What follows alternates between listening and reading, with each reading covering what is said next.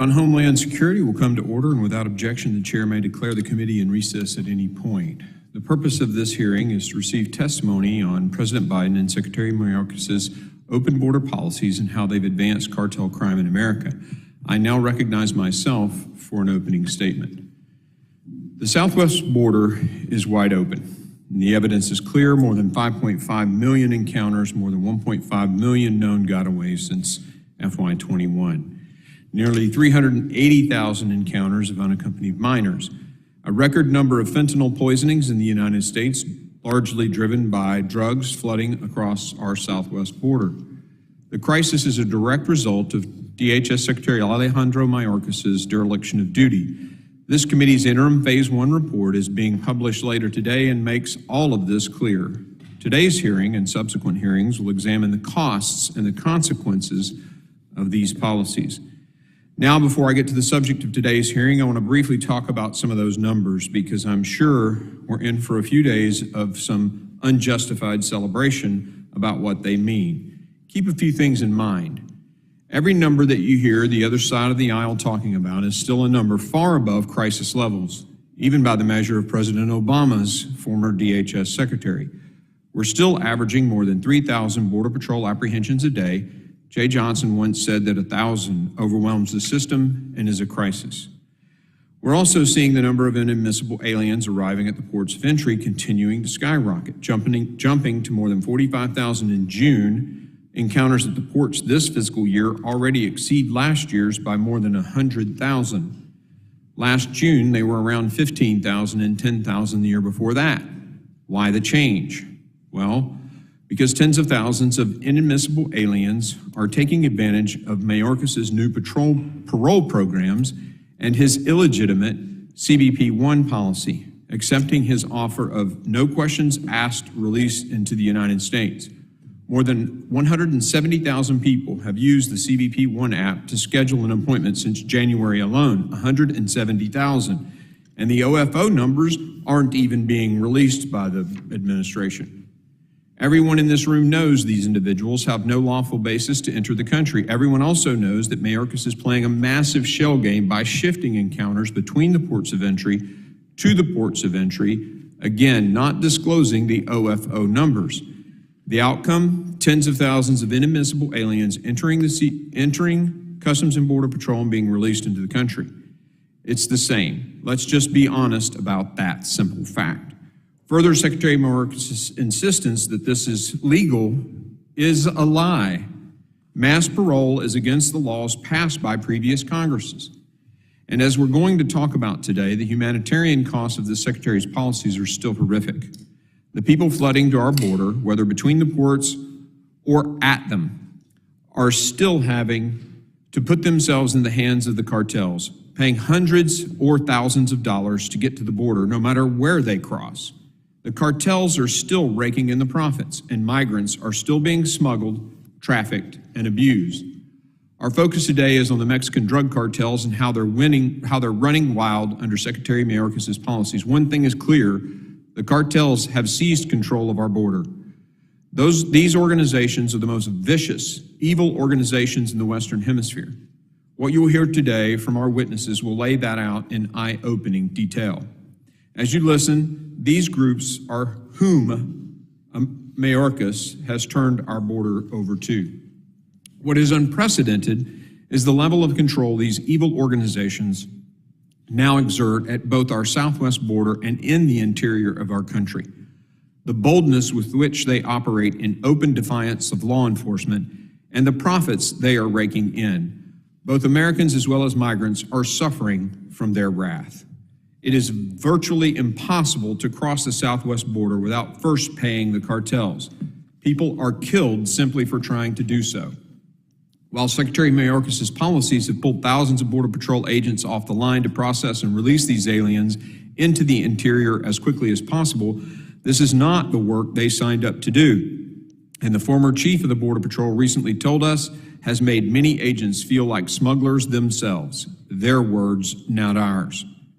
Cartels purposely overwhelm Border Patrol agents with illegal crossers in one area as a distraction so they can smuggle other aliens or drugs across in the areas just vacated by those agents. Amazingly, Secretary Mayorkas admitted to the Senate under oath in March that he was not aware of this strategy. Meanwhile, his Attorney General did know the tactic used by the cartels. Unbelievable. Business is so good that the cartels have devised a complex system for the massive number of people trying to illegally cross the southwest border. For instance, cartels use colored wristbands, as I'm showing here, to inventory those who are attempting to cross. Secretary Mayorkas told the Senate in the same hearing he was unfamiliar with these wristbands too. The violence and atrocities are not just being felt along the border. Our American communities throughout the country are suffering as well. A lot of the violence can often be traced back to the cartels because they often subcontract their mayhem to gangs that effectively function as the cartel's national distribution network. Per a recent New York Post headline, quote, Honduran migrants working for the Mexican cartels brazenly took over San Francisco's drug market thanks to lax policies, end quote.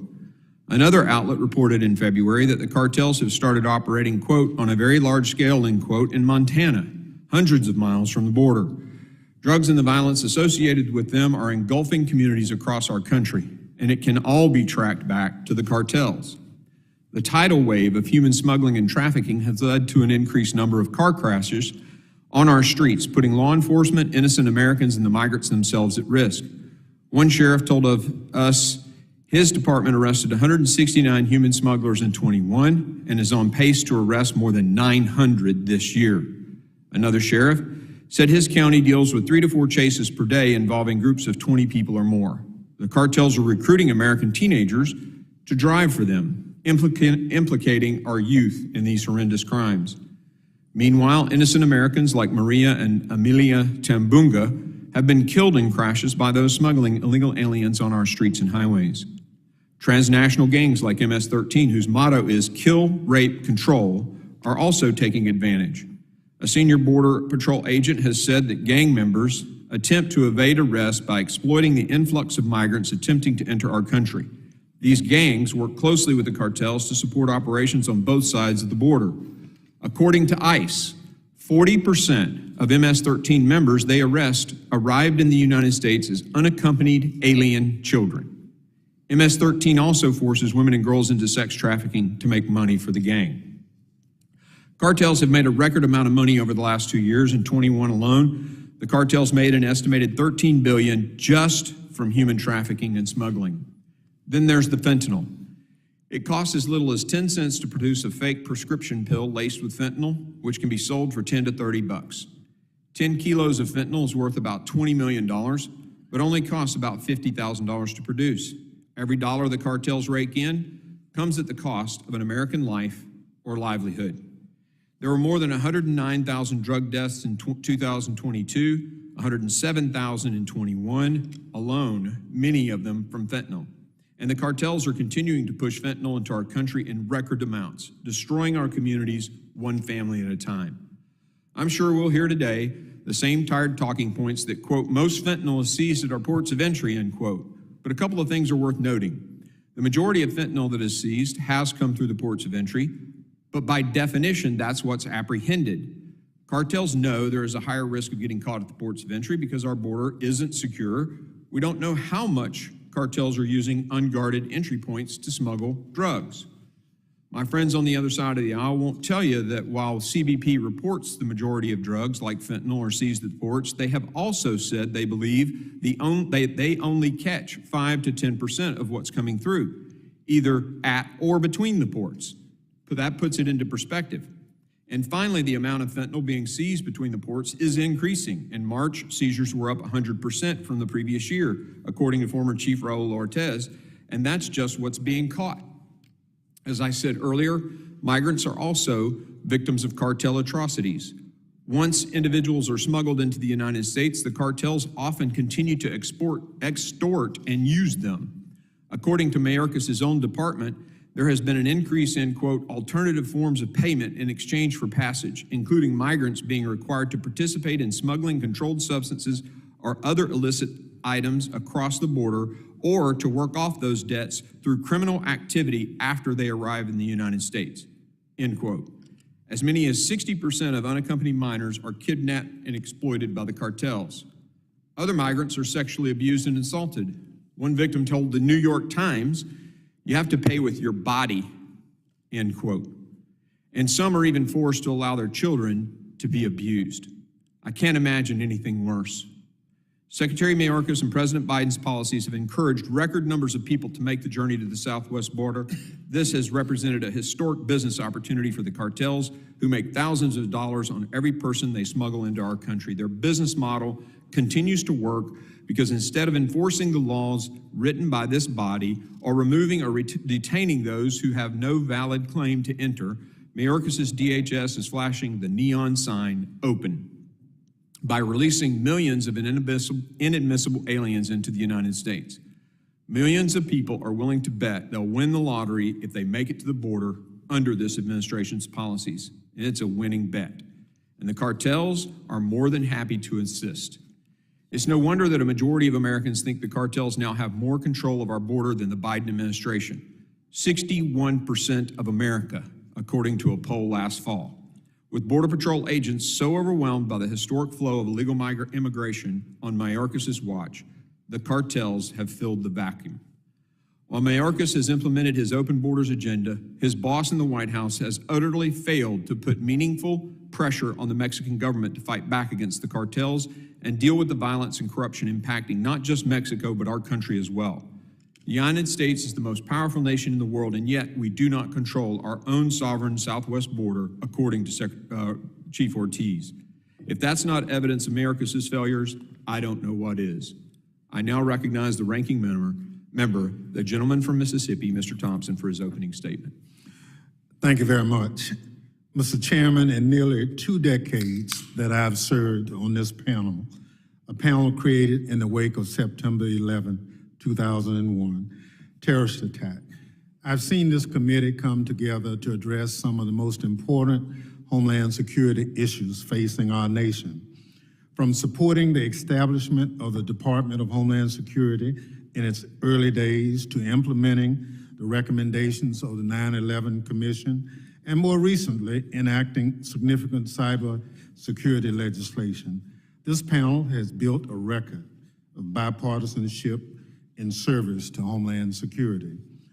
But over the past 7 months, the character of the Homeland Security Committee has fundamentally changed from a bipartisan, solutions-focused committee to a platform for the most extreme mega schemes. To be honest, I'm embarrassed for the Republican majority wasting the committee's time on so-called investigations. This entire endeavor is nothing more than a political stunt, hatched in back rooms so extreme mega Republicans can exert power over the Speaker. Today's hearing is yet another stunt to appease that crowd who are demanding the impeachment of someone, anyone at all. That same goes for the sham quote-unquote report we're hearing from the press that Republicans plan to release today. We've been given no time to review this document, much less offer any input. But if it's anything like the report Republicans released immediately before their last hearing, this one will be rife with errors and full of extreme mega rhetoric masquerading as fact. Meanwhile, the Republican majority is squandering the Homeland Security Committee's time and opportunity to deal with real work of our committee. In the 7 months since we took our oath from the 118th Congress, the Republican majority has proven itself to be uninterested in legislating and incapable of serious oversight. Instead of holding oversight hearings that would strengthen our nation's security and improve our Department of Homeland Security's authorities to carry out its complex mission, the majority is stuck in a southwest border Groundhog Day. The majority has held a variation of this hearing 9 times, but repeating the same hearing over and over again until extreme mega members get their way is not oversight. Dragging Border Patrol chiefs away from their job for politicizing interviews is not oversight. Don't get me wrong, addressing problems at America's border is a serious task, but oversight is about following the facts, not going on a fishing expedition when the facts don't fit an extreme mega narrative. The fact is that the administration plans to address the challenges at our southwest border and are working. Under Secretary Mayorkas' leadership, unlawful entries between ports of entry along the southwest border have plummeted since Title 42 was terminated on May 11th. The number of border encounters overall has plunged in that time.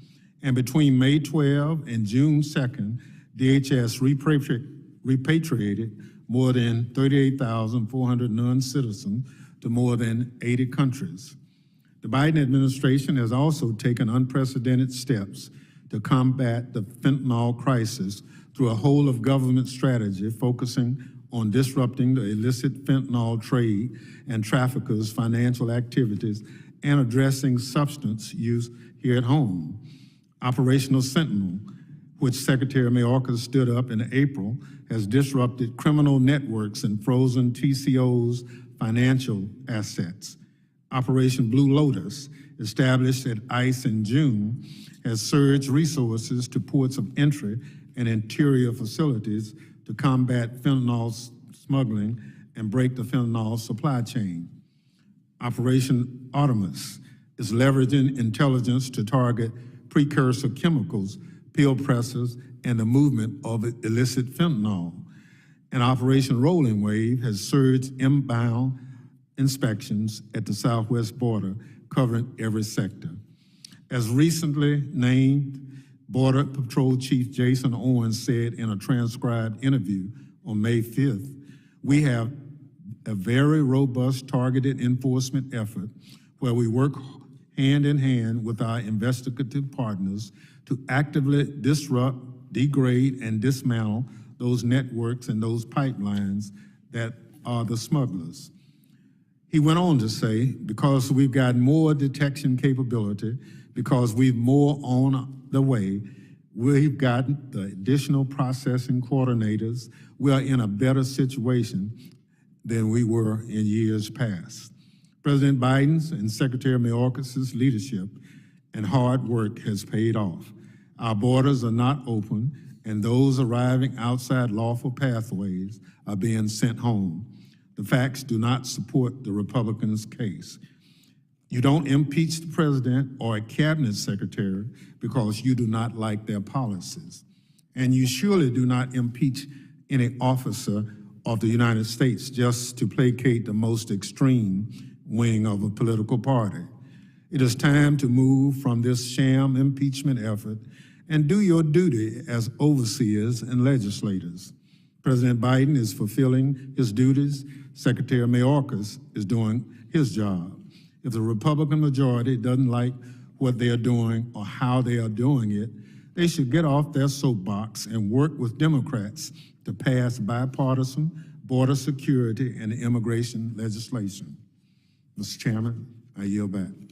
Gentleman yields. Other members of the committee are reminded that opening statements may be submitted for the record. I am pleased to have a distinguished panel of witnesses before us today, and I ask that our witnesses please stand, raise their right hand.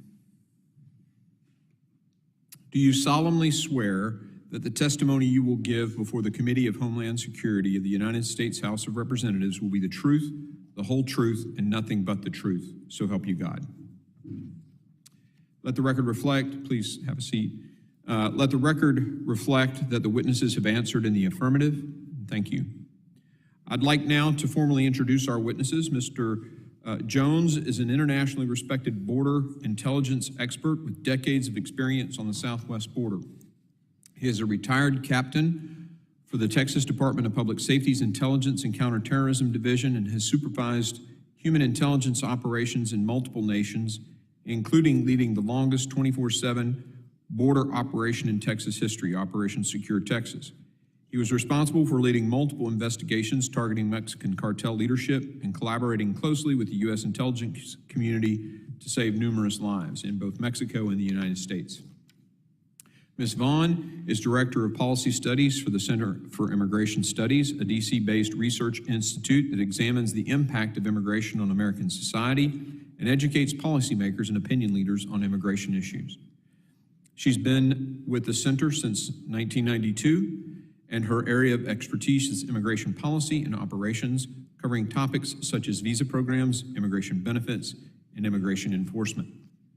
Ms. Vaughn is an expert on immigration enforcement and public safety, having directed a Department of Justice-funded project on the use of immigration law enforcement and transnational gang suppression. Prior to joining the center, Ms. Vaughn was a Foreign Service Officer with the State Department, where she served in Belgium, Trinidad, and Tobago. Mr. Maltz is a retired special agent for the Drug Enforcement Administration, who dedicated 28 years of his life to service. He is currently working as a national security and public safety executive who appears on national news networks as a subject matter expert. Mr. Walls was the special agent in charge of the United States Department of Justice Special Operations Division for almost 10 years before he left the federal government.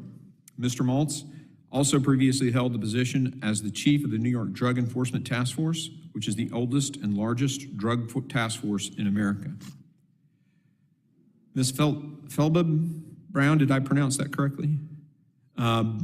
Is a senior fellow in the Strobe Talbot Center for Security, Strategy, and Technology in the Foreign Policy Program at Brookings. She is the director of the Initiative on Non-State Armed Actors. She is also the co-director of the Africa Security Initiative and the Brookings series on opioids, the opioid crisis in America, domestic and international dimensions.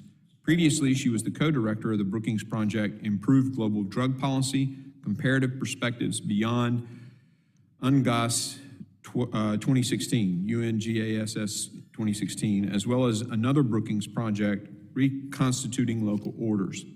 She is an expert on international and internal conflicts and non-traditional security threats, including insurgency, organized crime, urban violence, and illicit economies. I thank the witnesses for being here. I now recognize Mr. Jones for 5 minutes to summarize his opening statement. Chairman Green, Ranking Member Thompson, and distinguished members of the committee, I'm truly honored to be here in our nation's capital to talk to all of you today about, without question, what is the most significant national security threat and public safety threat to the American people in this country, and that is our common enemy, the Mexican cartels. After retiring from the Texas Department of Public Safety, I was so frustrated that what was not getting out about their evolution, I decided to do it publicly myself. And so today I am on your border every other week, riding with law enforcement, trying to illuminate their activities and the impacts to the American people. What you have not been told is that these are no longer drug cartels. They have evolved from organized crime in 2006 into an insurgency in Mexico. And I was there on the ground with people, and we were stunned at what we were seeing. At 6 to 10 hour gun battles with 50 caliber belt-fed machine guns, 40 millimeter grenade launchers, RPGs and LAWs, rockets, as they truly were fighting back against the most elite special forces in the Mexican government. This was the insurgency. And what brought that about were the Los Zetas. They brought two forms of discipline. The Los Zetas were former GAFE special forces who came to work for Cartel de Golfo. And what they brought was discipline and tradecraft. And from that, every other cartel was then forced to create an enforcement wing and rise to the occasion or fall. And that is why you see such wide variety of violence, hyper-violence across Mexico today. In 2010, another major tripwire. And that is when the Zetas began executing mass migrants and Mexican citizens. You may remember the 72 migrants killed in San Fernando. I worked that. The 300 men, women, and children killed in Allende, chopped into pieces, and then guisoed, because the Zetas had a saying that you can't count a body that doesn't exist. And then the final evolution, as we see them today, into a true parallel government in Mexico. What was the indicator when that happened? 2015, Operation Jalisco, when their most elite soldiers went in to get El Mencho, the head of Cartel Jalisco New Generation, and they were shot down. When we went after Ovidio Guzman in 2019, and the Mexican president of the country was forced to release him, what you weren't told is because the Sinaloa cartel, Ivan, the head of the Chapitos, had so many people's heads at knife point ready to cut them off if the president did not release him. This is where Mexico is. So how does that impact you here, and how does it impact Americans today? I am telling you with everything I am, if we do not designate these cartels as foreign terrorist organizations, or at least get the tools of national power, the 100,000 Americans that we are losing year after year to date is just the beginning. The cartels will not stop because they can't stop. This is what you're not told. The U.S. intelligence agency should be briefing you. They do not fear you. They fear their rivals. And the reason they continue to escalate in hyperviolence and incapability is because if they don't, then their rivals could completely take them over. Today, they've evolved again. In February of 2021, I broke this story. This is the adjustment, ladies and gentlemen, from the smuggling of people by Cartel de Golfo into the trafficking of men, women, and children. These are wristbands that Cartel de Golfo, and each one represents a different alien smuggling organization, who began moving them into the country under debt bondage. We have never seen this before. What I'm holding in my hand before you today, I want to be very clear. This is America's new slave trade.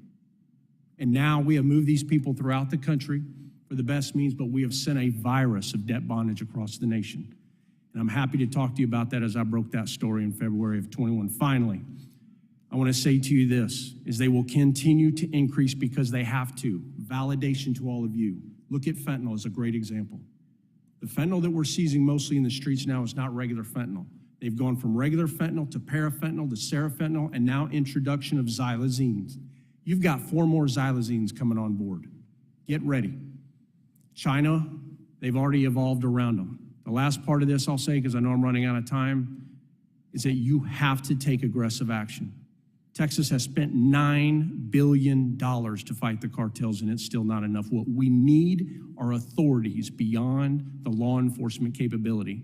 And to mothers and fathers across this nation, the indicator to you that this government is on the right track to end this problem in this country is when we designate these cartels, or at least get the tools of national power and go after them. Thank you all for having me today.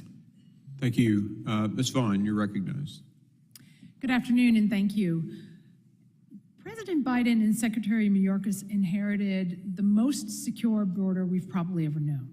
But they discarded that security in favor of what they want and what they call a more humane, more equitable system. What they seem to really want is to normalize illegal immigration. Their system is far from humane.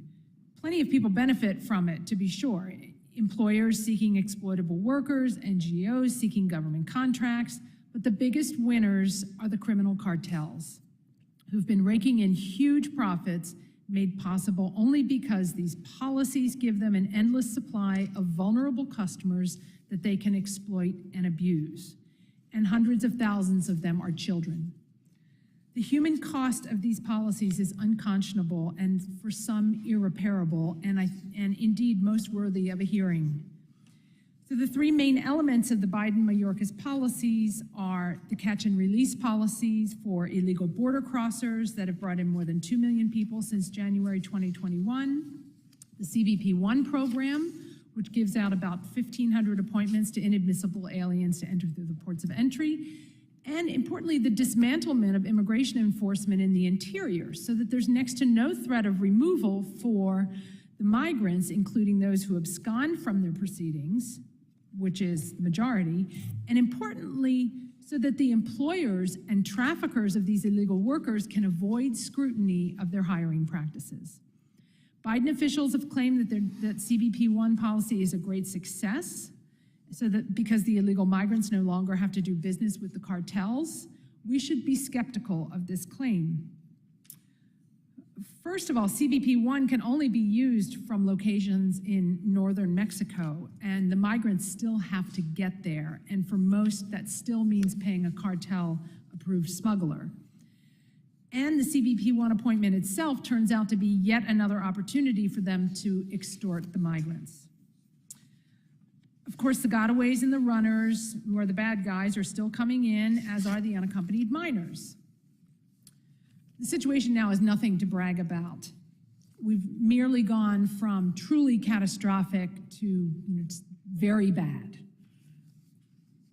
And to the extent that there is a decline in illegal entries is also helped by the efforts of Texas, of course, to block the most popular crossing points. Biden and Mayorkas have been shockingly indifferent to the consequences of their policies for the migrants whom they are enticing into the cartel's web. The dangers begin on the journey with the high risk of robbery, assault, extortion, injury, illness, and as we've discussed, for many, the abuse continues after they get here. Some people pay a discounted fee and give up their children for the smugglers to use to give to other single adults. Others agree or are forced to be drug mules. A large number just make a down payment on the smuggling fee that's paid off in fear-driven, forced labor, debt bondage arrangements that are difficult for them to escape from. So we now have a thriving market for cartel-involved human trafficking. And according to one source, about 1/4 of the victims are children. And part of this is because of the policies of how these kids are handled once they are brought into the country as unaccompanied minors. The Border Patrol has to turn them over to the HHS assembly line, where the goal is to flip them over to a sponsor as soon as possible with few questions asked. And not surprisingly, they end up in domestic servitude, working illegally at factories, poultry processing plants, on farms, or in the worst cases, trafficked for sex. These kids are vulnerable targets for criminal gangs like MS-13 and 18th Street, many of whom came here through the very same policies and are looking for new recruits or commodities to make money for the gang. And some of the worst cases of this I've ever seen are happening very close to here in PG County, Montgomery, Frederick, Baltimore, Anne Arundel, Fairfax, Loudoun, and Prince William County have all had horrific cases. The cartels are into the forced labor too, what some have called narco-slavery, not just drug mules, but farm workers on the illegal marijuana grows in Oregon and California. The public safety threats that come on top, these public safety threats come on top of other significant costs to taxpayers, and we have effective tools to fight back against the cartels directly, but the most obvious step is to secure the border and control illegal migration, to deny the cartels the opportunity to make money off the migration dreams of vulnerable people. Thank you, Ms. Vaughn. I now recognize Mr. Maltz for 5 minutes. Thank you for the opportunity to speak today on this very important topic. After a 28-year career with DEA, I've been supporting law enforcement agencies all over the country, and I also support the grieving families that are burying their loved ones on a daily basis.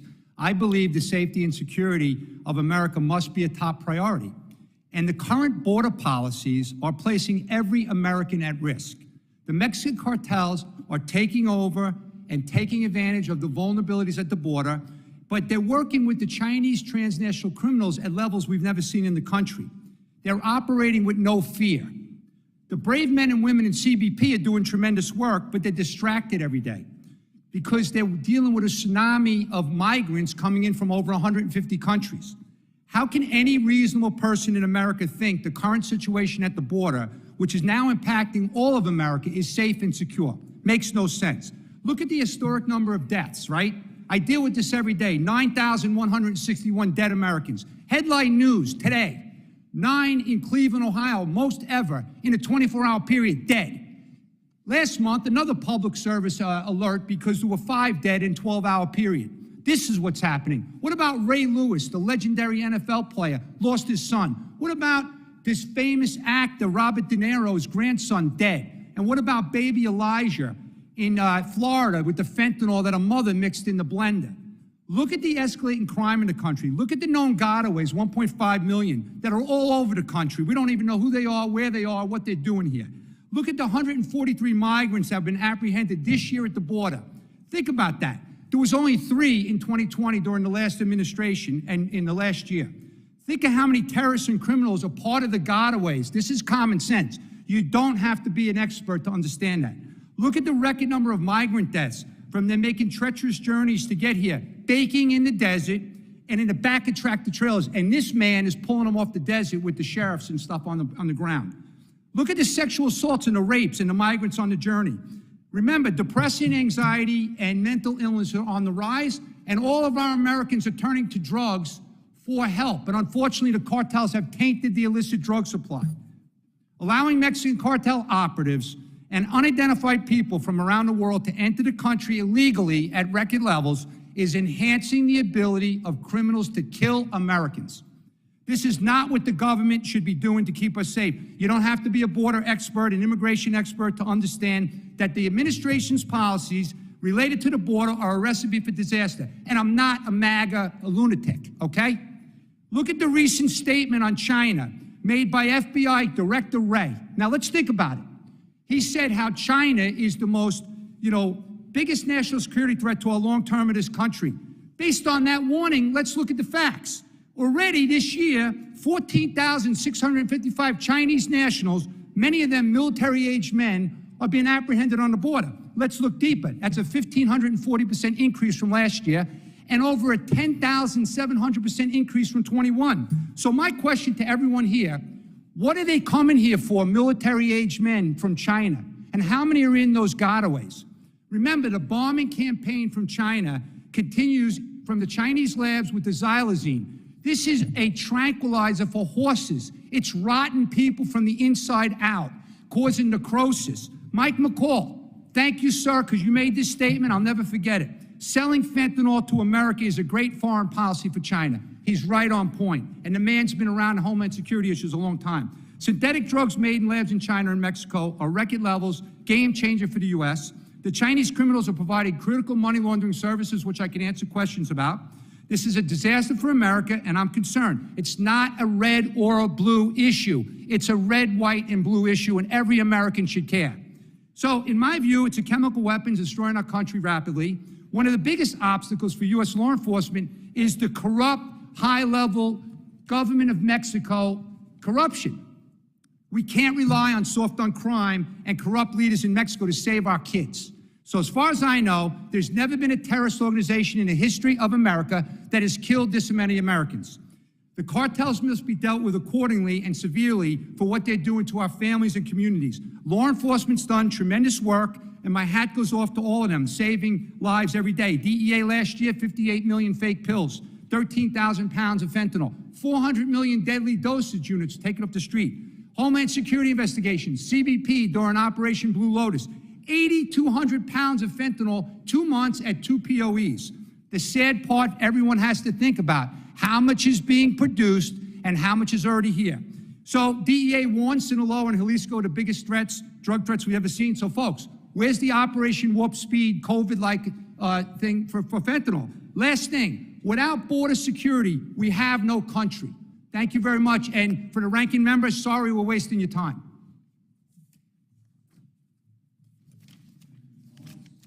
I now recognize... Hold on a minute. Why you reference me? Because in your opening statement, you said that this was a charade, it was a waste of time, whatever words you used, and the kids are dying at record levels, and I don't appreciate that. Look, I said nothing. Hold on, the ranking member is not recognized. We're going to continue on with our witnesses. Ms. Felbab-Brown, you're recognized for 5 minutes. Thank you for this opportunity to testify. As was said, I'm senior fellow at the Brookings Institution. The Brookings Institution is a U.S. nonprofit organization devoted to independent research and policy solution.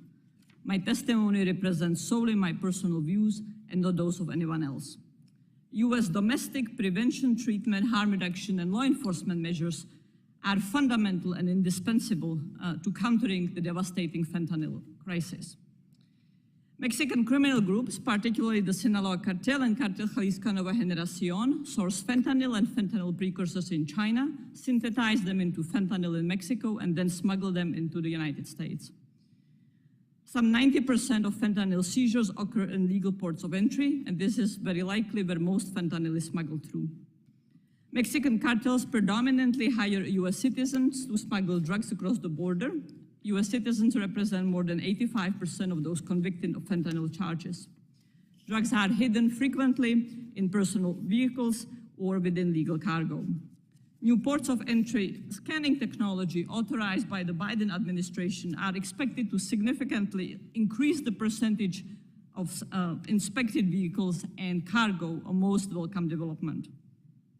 A highly pernicious recent development is the establishment in Mexico of pharmacies that sell fentanyl-laced drugs and other dangerous substances, as well as drugs such as antibiotics and anabolic steroids without prescription.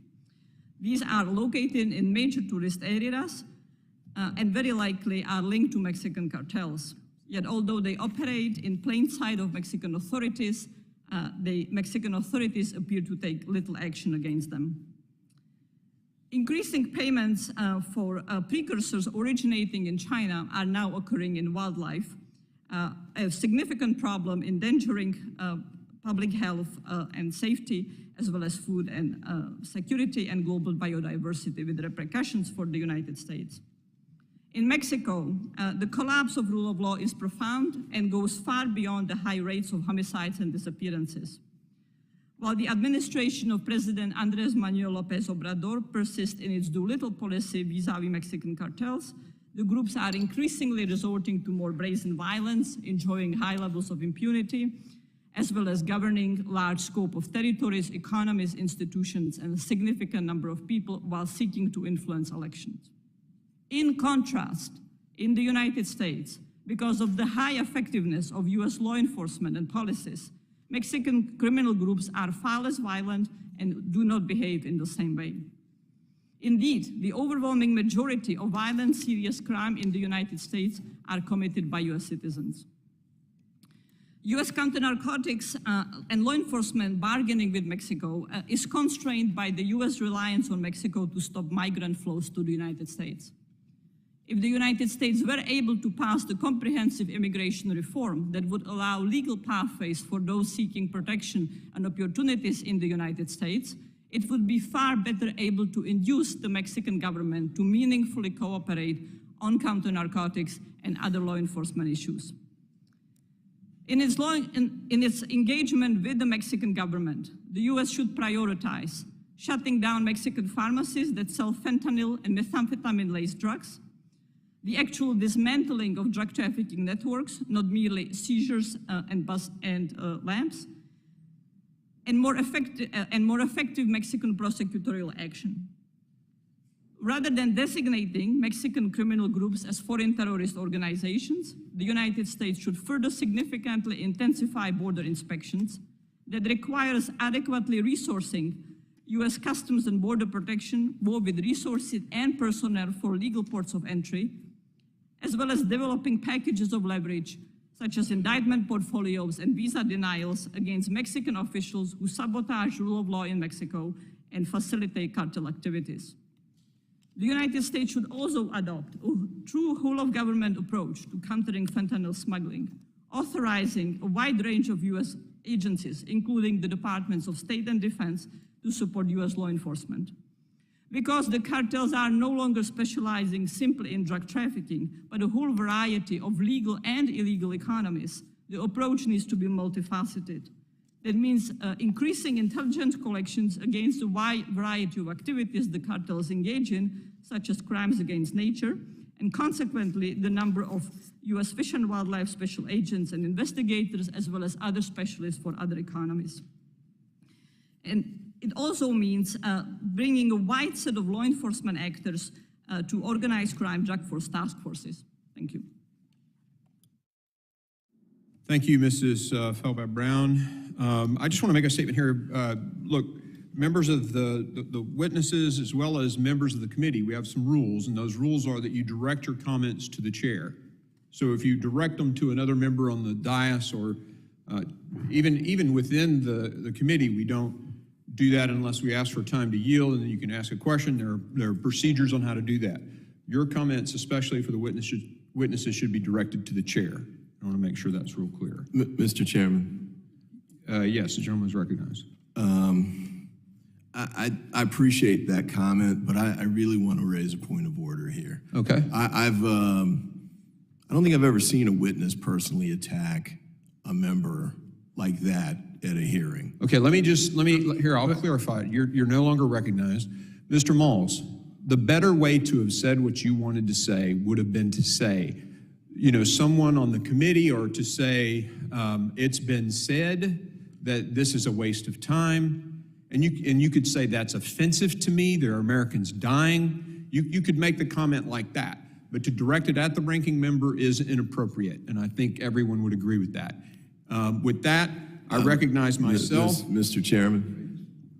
Mr. Carter, you're recognized. Thank you. Parliamentary inquiry. Shouldn't our role be to discourage disrespectful behavior and not coach on how to do it more appropriately? Look, hold on. Let me be clear here.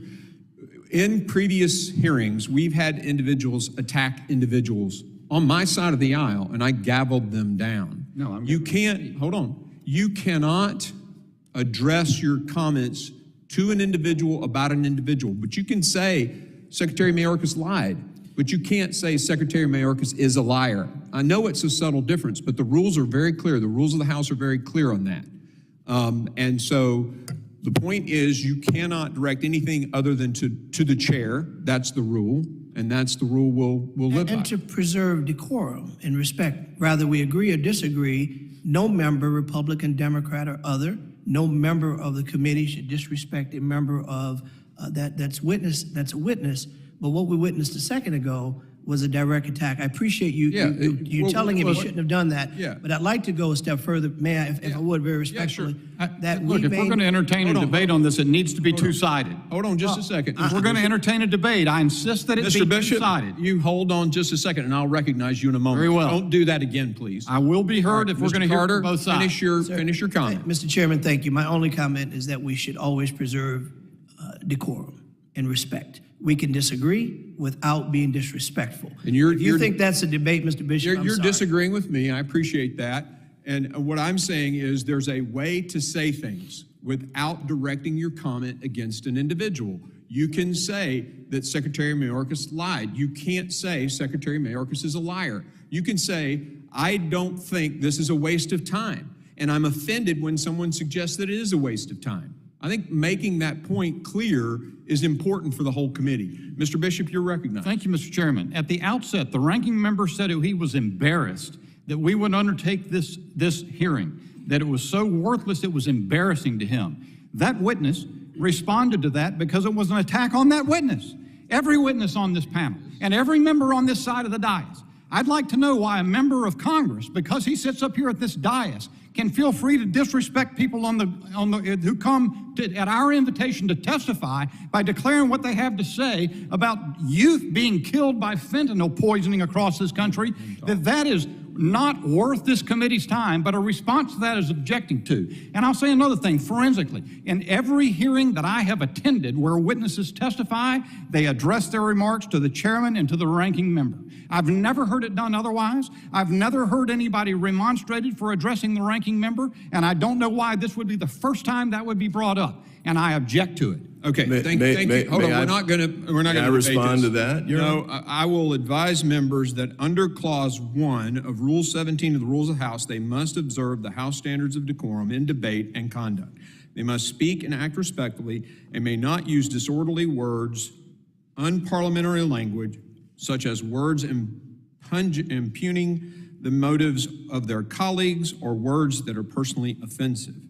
I would encourage the members to adhere to the House standards of decorum and proceed in order. We need to get on with this, and members will be recognized by the order of their seniority for their 5 minutes of questioning. An additional round of questioning may be called after all members have been recognized. I now recognize myself for 5 minutes of questioning. My first question is to Mr. Jones. The cartels have essentially taken over a lot of the drug networks inside many of the United States cities. If you look at some headlines just in the past few weeks about San Francisco alone, they basically have seized control and are coordinating with the gangs to seize control of the drug trade in San Francisco. They've essentially taken over all the criminal networks, much like a mafia. The Attorney General, Merrick Garland, has admitted to the Senate that the cartel strategy was to flood the Border Patrol, and by tying up Border Patrol, because Border Patrol now is doing basically a catch and release system, then drug cartels will slip people around the other side. Can you tell us how this policy of the open border and this strategy of the cartels have combined to allow them to basically take over crime in the cities? Chairman, the way it works on your southwest border, you hear the term all the time, operational control. The problem is no one ever tells you what that means and how the cartels have it, and that's what I'm going to share with you here today. And then to answer your question, and that is that they utilize a network known as the Halcon network. Halcons are scouts, they're lookouts. They check on and off, just like law enforcement, anywhere from 8-hour shifts, 10-hour shifts, 12-hour shifts. I've seen them in South Texas as far as 30 miles into the United States. I have seen them in Arizona as far as 70 miles. They leverage two-way handheld encrypted radios, sometimes encrypted apps, and they communicate back to what is known as Central. So what happens is you have these lookouts everywhere. And when what they call the gate is open, the gate meaning a bend in the river or a bend at your border, when there is no law enforcement, they surge with whatever commodity it is that they want to push. So when you're talking about based on the policies of all of these migrants that have come from all over the world, what is happening is the cartel by design will push hundreds of people, as you have seen on every news station over the last few years, and media focuses on that. That causes the surge of local, state, and federal law enforcement to that location. And they do that by design because it opens up the other gates. Now, if they're going to move a commodity directly linked to a cartel boss, they'll shut down more gates to ensure that commodity makes it in. And what they do, Chairman, is they contract directly with U.S.-based street gangs and what we call Tier 1 gangs. Those are gangs which impact multiple regions in our country. They work directly with the cartels. And today, it is very important to understand your U.S.-based street gangs are working side by side, contracting with the cartels. And I could go on and on here, but in 2009, MA, Mexican Mafia, I was a lieutenant in Laredo, Texas, over 2 major drug squads, as the war broke out between CDG and the Zetas. And we were stunned at what we found. We had Mexican Mafia working in Mexico, working operations, going through basic, intermediate, and advanced training from former special forces and law enforcement, conducting hits in the United States and getting reduced costs of cocaine for that. That is the way it really works. So when you wonder today why you are being overrun with drugs, it is because the Tier 1 gangs and U.S.-based street gangs are contracting and working directly with these cartels. And I will go back to this, and that is that they will not stop. They can't. They're going to have to be stopped, and we're going to have to really take extreme aggressive action to fix this. How has the open policies, the basic catch and release, and this stimulation of a mass wave of migration by having an open border facilitated this process? This is it. I want to be very clear here. Historically, your cartels, the Mexican cartels, we call them drug cartels because that's what they were. Today, they are in over 54 countries around the world. This is not a U.S.-Mexico problem, ladies and gentlemen. Cartel Jalisco in New Generation, we know, is in 48. This will not stop. And now they've transitioned into the final version of human trafficking known as debt bondage. And I am holding it in my hands. This is it. This is how emboldened they've become. So I can't stress to you that you have to take extreme action to go after these cartels and to truly create relationships with Mexico and the rest of the world in what we call a unified command and treat them as the dark networks that they are. And I'm happy to discuss that with you as to how to go after them. Thank you. I now recognize the ranking member for 5 minutes of questioning. Thank you very much, Mr. Chairman. Mr. Jones, you talked about that Congress should take extreme action. Let me tell you what was in the last omnibus package that we passed in 2023.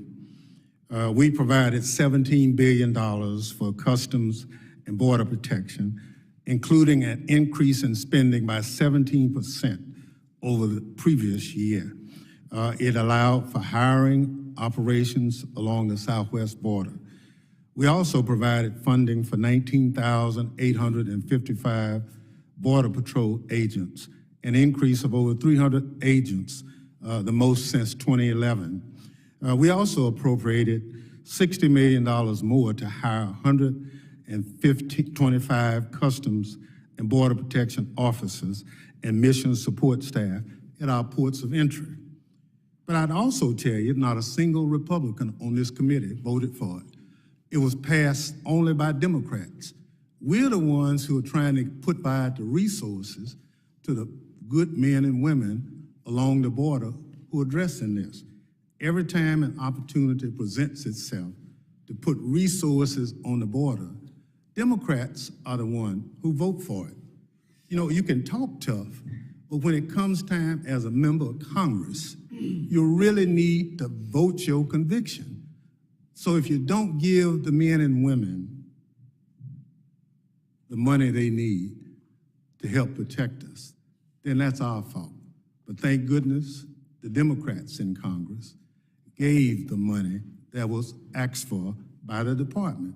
We need more, and I look forward to when the next time that people ask for money, like I hear you talking about resources, that they'll vote for it, because that's the only way we can address this problem. The other situation, as I said, I've been on the committee a long time. Responsible men and women can disagree, but there's a way you can be disagreeable.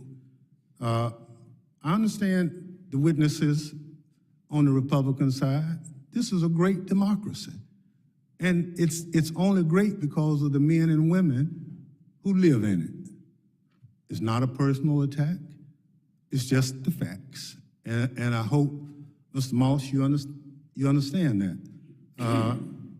But be that as it may, there are some policy differences. I think 9 hearings on this subject is a bit much. I am embarrassed at that because we are wasting time trying to impeach a secretary when we ought to be providing our men and women along the border resources. I've never voted against the Homeland Security budget since the department was created. I don't plan to ever vote against it because it's not the right thing to do. Now, I'll disagree with this chairman, I disagree with that chairman, and we'll probably continue. But we're adults, and I just think as long as we act as adults, we'll get things done. People around the world look at us. They want to be like us.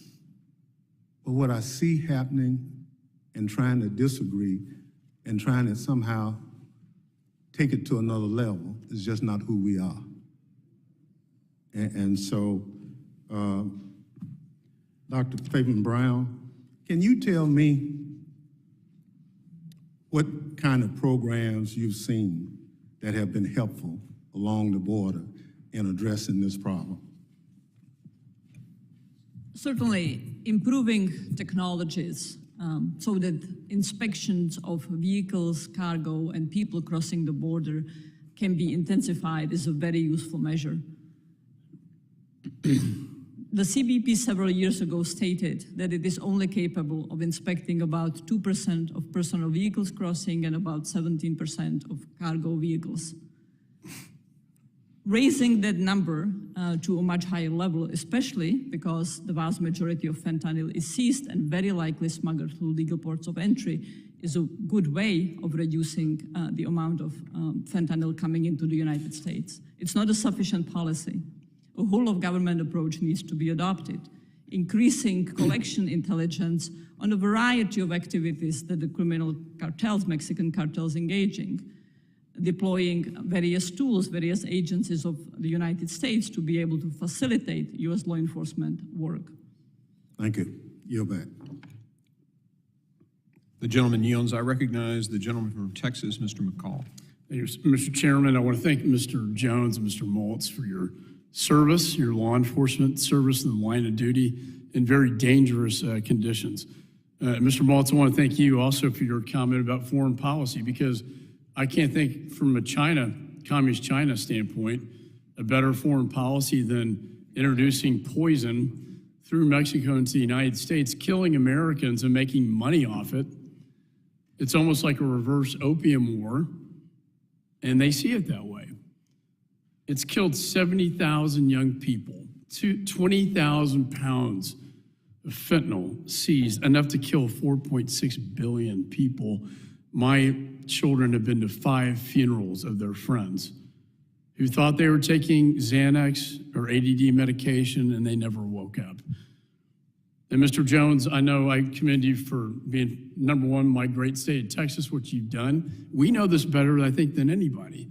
And I remember going down after Mayorkas rescinded remain in Mexico. And I talked to the Border Patrol chief, and it was chaos. And I said, what do you attribute this to? Is there any cause and effect, a direct cause and effect between what you're seeing now and what the policy change of this administration? And he said, Congressman, there's no question there's a direct cause and effect between the rescission of remain in Mexico and what we're seeing today. What else are we seeing? A human trafficking event of my lifetime. I've never seen anything like this. I was the U.S. Attorney at Western District of Texas, had the Texas border. You know, I was chairman of this committee.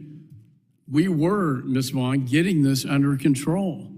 We were controlling political asylum because the cartels manipulate political asylum claims. And when Remain in Mexico went into place, they couldn't manipulate anymore. You know why? Because they couldn't enter the United States. Their claims were adjudicated with them in Mexico, and therefore catch and release was ended finally. The very first bill I introduced in Congress 20 years ago, imagine. And here we are today. It's alive and well, and this secretary is responsible in my judgment. And the rising crime and the women going to sex trafficking, the unvetted homes that these kids go to, and the men go to MS-13, there is a criminal enterprise now, not just in Mexico and in Latin America, but right here in the United States. And it was created by this administration's policies. So my question to the three of you, Mr. Jones, Ms. Vaughn, Mr. Maltz, do you believe that the actions of this secretary by rescinding Remain in Mexico, a policy that was effectively working, that has created this criminal enterprise, do you believe that this secretary is responsible for and complicit with the criminal enterprise that has resulted as a result of these policies being rescinded? Mr. Jones. Yes, I do. And that is validated by not only the data from the United States Customs and Border Protection that validates the numbers that crossed into our country as a result of the exemptions created under Title 42, which Secretary Mayorkas is the architect behind that. In addition, the overdose deaths in this country due to the sheer impact to mothers and fathers and families across this country. The data validates it. And one thing to add, the district court said you must re-implement Remain in Mexico. The secretary did not comply with that order. He failed to comply with that order. Ms. Vaughn. I do believe that the Biden-Mayorkas policies are responsible. They're a disaster. They're what's responsible for the situation that we have today. And no amount of money that is funneled to these agencies is going to help the situation until the officers and agents are allowed to do their job. The policies at this point are more important than the money. In fact, they said, sir, we're turning our backs on you because you turned your back on us, as I recall. Mr. Maltz. Well, I say it starts at the top with the president and it comes down. And I just want to say that I make these collages of these dead kids on my own time to help spread the awareness. So the results are just dead children and families going to funerals. That's what it comes down to. I'm not an expert on immigration law or border patrol policies, but I know what's going on in America. And that's why I'm here today. So thank you. That's why we marked up a bill in my committee to designate fentanyl as a chemical weapon under the Chemical Weapons Convention. Mr. Jones will give us more authorities to go after them. I yield. Former chairman yields back. I now recognize the gentleman from California, Mr. Correa, for his 5 minutes of question. Thank you, Mr. Chairman. Before I start with my comments, I wanted to submit for the record without objection CBP release June 2023 just came out yesterday, showing the lowest southwest border encounter since February 2021. If I may read, total southwest border encounters in June, including individuals who presented at ports of entry with or without CBP-1 appointments, were down 30% to 144,000. If I could submit that for the record, sir. Without objection. And I just wanted to, first of all, thank our witnesses for being here today. I want to quote General John Kelly when his Secretary of Homeland Security would say, border security does not end or begin at the border. And Mr. Jones, I want to say I heard your testimony. I listened to it very carefully. I got to tell you, I really don't like what you said. But as an individual that's worked a lot on both sides of the border, I have to tell you, you have some valid points. We do need some extreme solutions. We need to coordinate with Mexico. We need to get it right. Speaking to Mexican officials recently, and they reminded me that just recently they had seized 46,000 bank accounts were blocked, the equivalent of almost $700 million of money from organized crime, have entered into an anti-money laundering binational group with the United States. 1,600 members of the Mexican military today are deployed at 55 security points along the border. Seizures recently, 7.5 tons of fentanyl, 1,700 labs shut down, almost 74,000 criminals arrested in Mexico. And then, of course, in January of this year, the arrest of Chapo's son, Ovidio Guzman, that erupted into one of those gunfights that you were describing where 12 Mexican Marines were killed. So I think the effort is there, but I just don't think it's enough, because this is an effort that is going to require all of us working together. Last week, Chairman Higgins and I introduced a bill, legislation to really enhance, support Homeland Security's investigation of transnational criminal units. I should say investigations of transnational criminal units, Mexico, Central America, and South America. Is this a kind of efforts you think that would help us really drill down and work with other countries south of the border to identify some of these folks? Thank you for the question, Congressman. I will tell you that those statistics you gave are fantastic, and I applaud the efforts of all of those in Mexico who are in harm's way. They have some incredible people working to try to fight for their country, but none of this matters. If you notice, not one cartel has fallen. As a matter of fact, more Mexican citizens and more migrants have fallen to these cartels and been brutalized like we've never seen before in Mexico. You also see violence now spreading across the country at levels where historically, sir, it was along our frontera with our border. Today, it is across the nation of Mexico. And where I'm going with that is I want you to know that the effort is not near enough, not even close. You know, if I may interrupt you, because I only have a minute left, but there's a new dynamic emerging. Leverage, partnership, dependence. Mexico is now our largest trading partner in the world. We are going to depend on each other for economic success, livelihood, and we need to work together to address these common issues. I have 44 seconds, but very quickly, any thoughts how to move forward on that? And I think that's a great point about how we can leverage and work together because of that exact reason. They are dealing with guns going south and military-grade weapons coming north. We have a lot of areas that we can work with the Mexicans, and we should, as somebody that has done it. It is all with relationships, but I want to tell you and be very honest, there is a lack of effort in Mexico right now. They put a lot of pretty paint on the wall.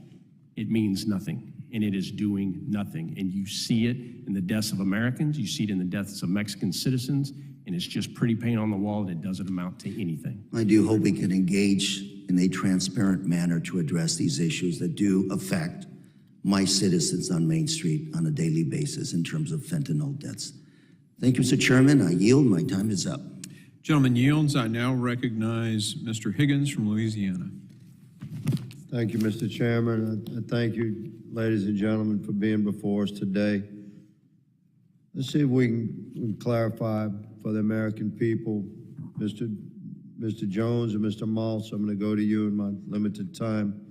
Mr. Jones, confirm, please, your former title in law enforcement. We have here you're former captain of intelligence and counterterrorism with Texas Department of Public Safety. Is that correct? Yes, sir, it is. So you have a great deal of expertise in law enforcement, do you not? Yes, sir. You're a resident of Texas? Yes, sir. You know what's going on down there, don't you, brother? Yes, sir. Roger that. Mr. Maltz, according to my information, you're a former special agent in charge of Special Operations Division with the Drug Enforcement Administration and DEA. Is that correct, sir? That's correct. You have a long history in law enforcement, do you Yes, not? sir. Where do you live, sir? I live in Virginia now. Well, congratulations living off of the border. You spent a lot of time down there in DEA operations, did you not? Absolutely, yes, You know sir. what's going on down there? Yes, sir. Let's get to it, shall we? Since President Biden was inaugurated and made perhaps the poorest decision in the history of poor decisions by hiring Secretary Mayorkas to enact his policy, because although Secretary Mayorkas has a great deal of expertise, as you gentlemen do as well, he has the added responsibility as a secretary to advise the president if the president's policies are injurious to America. And once those policies have been demonstrated to be clearly injurious to our country, the secretary further, reflective of his oath, has a responsibility to step away from that administration if the president does not abide by his advice when the president's policies that the secretary is enacting are clearly hurting our country.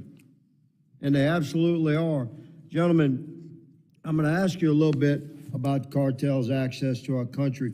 You both have conducted United States operations in and with Mexico, have you not? Yes, sir. Ms. Jones, yes, Mr. Small? Yes, sir. Yes, sir. Yes and yes. The United States operations in Mexico, must they follow United States law and be organized with the Mexican government and Mexican law enforcement? Mr. Yes, sir. Jones? Yes, sir. Yes and yes, of course. So we have operations in Mexico, law enforcement operations in Mexico, but we have to follow the law, do we not? Right, It and if I has to may be- add, the best example is that is the unified operation to capture Chapo Guzman on 2 occasions, working with the Mexican Marines. And they did the operation, not the U.S. They went out and they grabbed them. They had the courage to do it. Understood. I like your spirit. So let's compare that to the cartels. Gentlemen, do you consider it a true statement that the cartels have gained unprecedented access and networking within the United States of America? Mr. Yes. Jones? Yes, sir, I do. Yes, sir. Have you seen this increase incredibly over the last 2 years, Mr. Jones? Yes, sir. Mr. Maltz? Yes. Roger that. Do they have to follow our laws? No way. Absolutely not. There's no fear. They're not going to go to jail. They have unfettered access to the communities of America, and they traffic in 2 things, drugs and human beings. And this administration has accommodated their efforts. Oh, how can you say that, Congressman Higgins? Well, let me give you an example. We've spoken a great deal about technology on the border. My colleagues across the aisle stated, we don't want walls, old tech. We don't need a barrier system. We have technology. Okay. First of all, that's in denial of the fact that a physical barrier is part of a security system that includes physical barriers to deter and delay an attempted criminal crossing or trafficking of human beings and drugs into our country. And secondly, let's talk about the technology. Much has been said about drones being used. We have technology on the border, was requested by law enforcement on the border during the Trump administration, approved by Congress, funds appropriated, contracts arranged for, to detect and take down cartel drones. That's called the detection and mitigation capabilities of our anti-drone tech deployed on the border. called the defensive and offensive operations of that anti-drone tech. Somewhere, since Secretary Mayorkas has been in charge, and I promise you we will find the smoking gun. Since Secretary Mayorkas has been in charge, the offensive capabilities or the mitigating capabilities of that anti-drone tech has been suppressed. Mr. Chairman, my time has expired, but my passion has not. I yield. The gentleman yields. Sometimes Clay Higgins just says it the best way. I now recognize Mr. Carter, I think is who's up next, from Louisiana. Also. Thank you, Mr. Chairman. Mr. Chairman, I ask unanimous consent to enter into the record an article titled "Cadre of Nativist Groups Figures Have Long Pushed Replacement by Immigration Ideas into Mainstream," which explains how the replacement conspiracy theory has inspired domestic terrorism and documents that the Buffalo mass shooter cited by Ms. Vaughn research is justifying his domestic terror attack. Mr. Speaker, Mr. Chairman, this hearing is unfortunately a sham. It's a dangerous national platform that risks legitimizing the extremist idea terrorists latch on when carrying out attacks on the homeland. In this committee, all of us should frown on that. So I'd like to enter this to the record so everyone have an opportunity to read it, sir. Without objection, so ordered.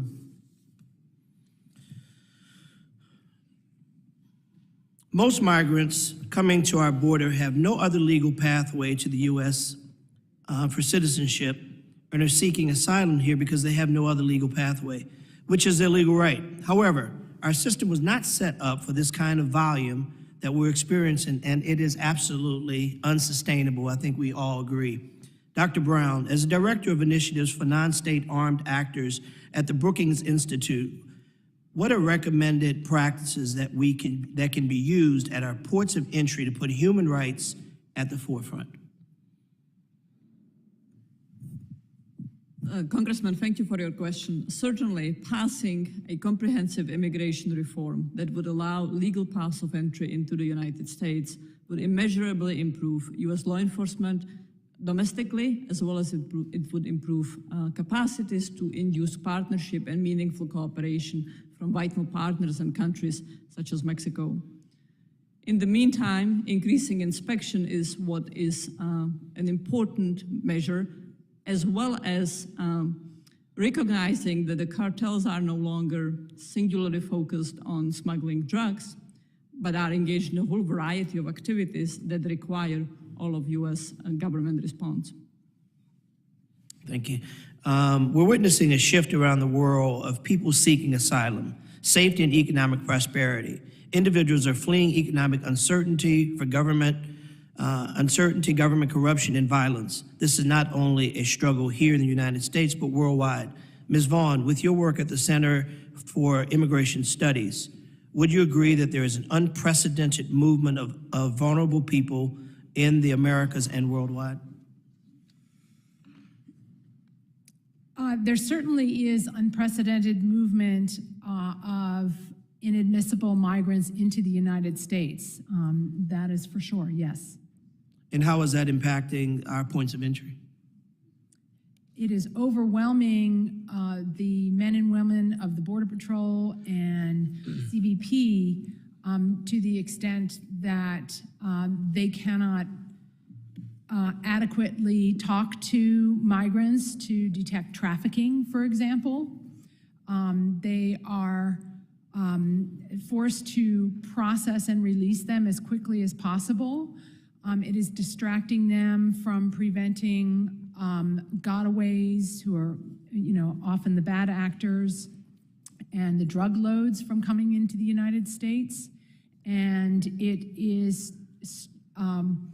creating chaos in border communities and impacting the safety of those communities.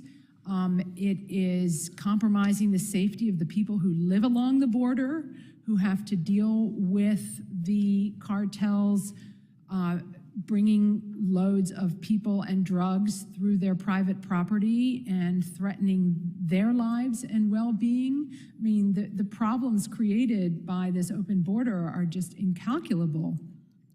So how would we're all ears now, and we are presumably here to listen, to learn, and to do better. So now we're all ears. How should government interact with our regional partners to make a difference? Well, I think that the United States needs to make it clear to our international partners that this level of migration, illegal migration into the United States cannot be sustained. It's causing problems with our country, and that we need to work together to address it and stop it, because to the extent that the criminal cartels are enriched and emboldened, it affects civil society in their countries as well. It's destabilizing to Mexico and to some of the other. Panama is terribly destabilized because of the trafficking that occurs through the Darien Gap. Thank you. They have an interest in working with us, too.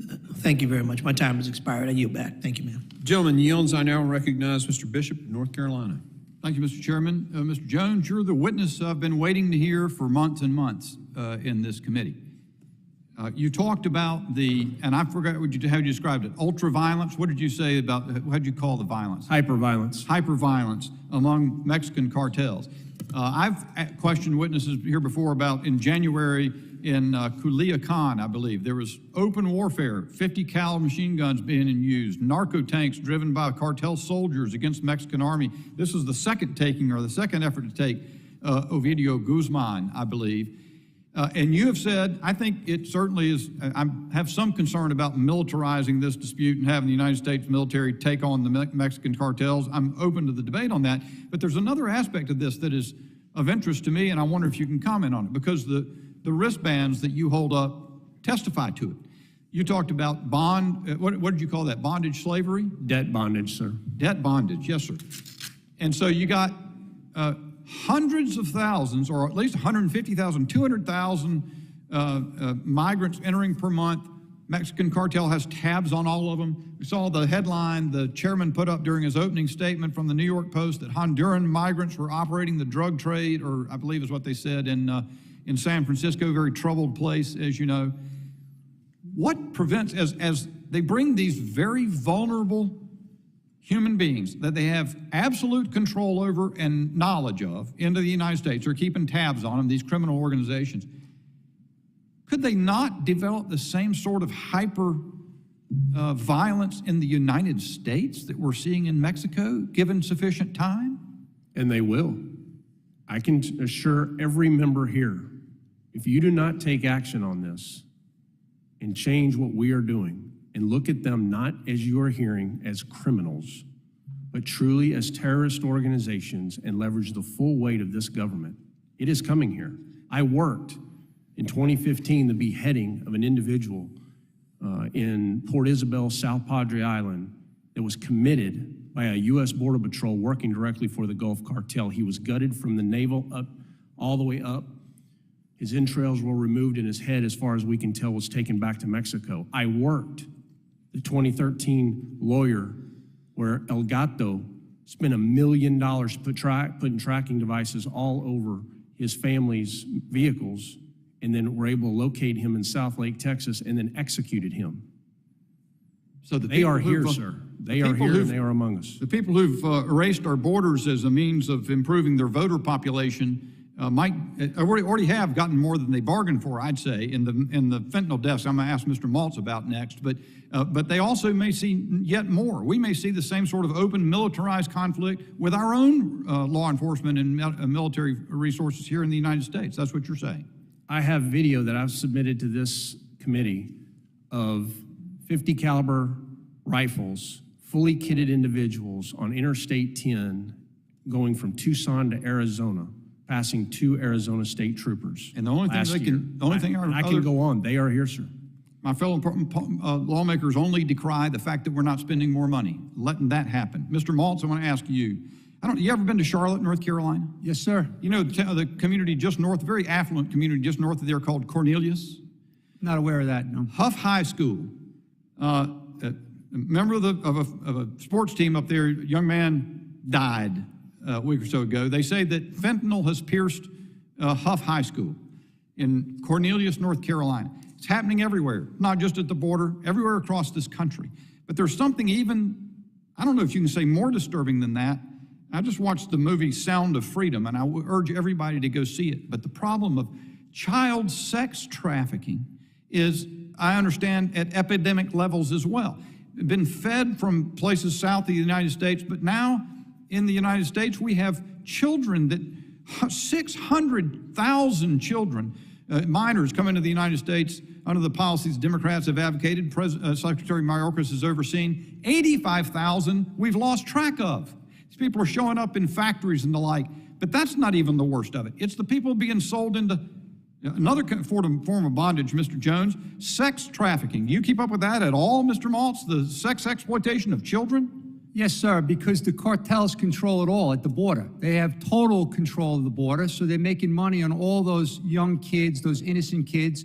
And that's why I commented before, because of all these rapes and these assaults on these young children as they make the journeys up into the United States. But one thing I would want to add is that, Secretary Mayorkas did say that the fentanyl overdoses are the single greatest challenges that we have in America. But my question to everybody is then, why would you reverse the policies that were working before to keep that stuff out, to keep those people out? It's the operatives that are all over our country now running the business of collecting money, of pushing the poison on the streets, and they're getting right over the border.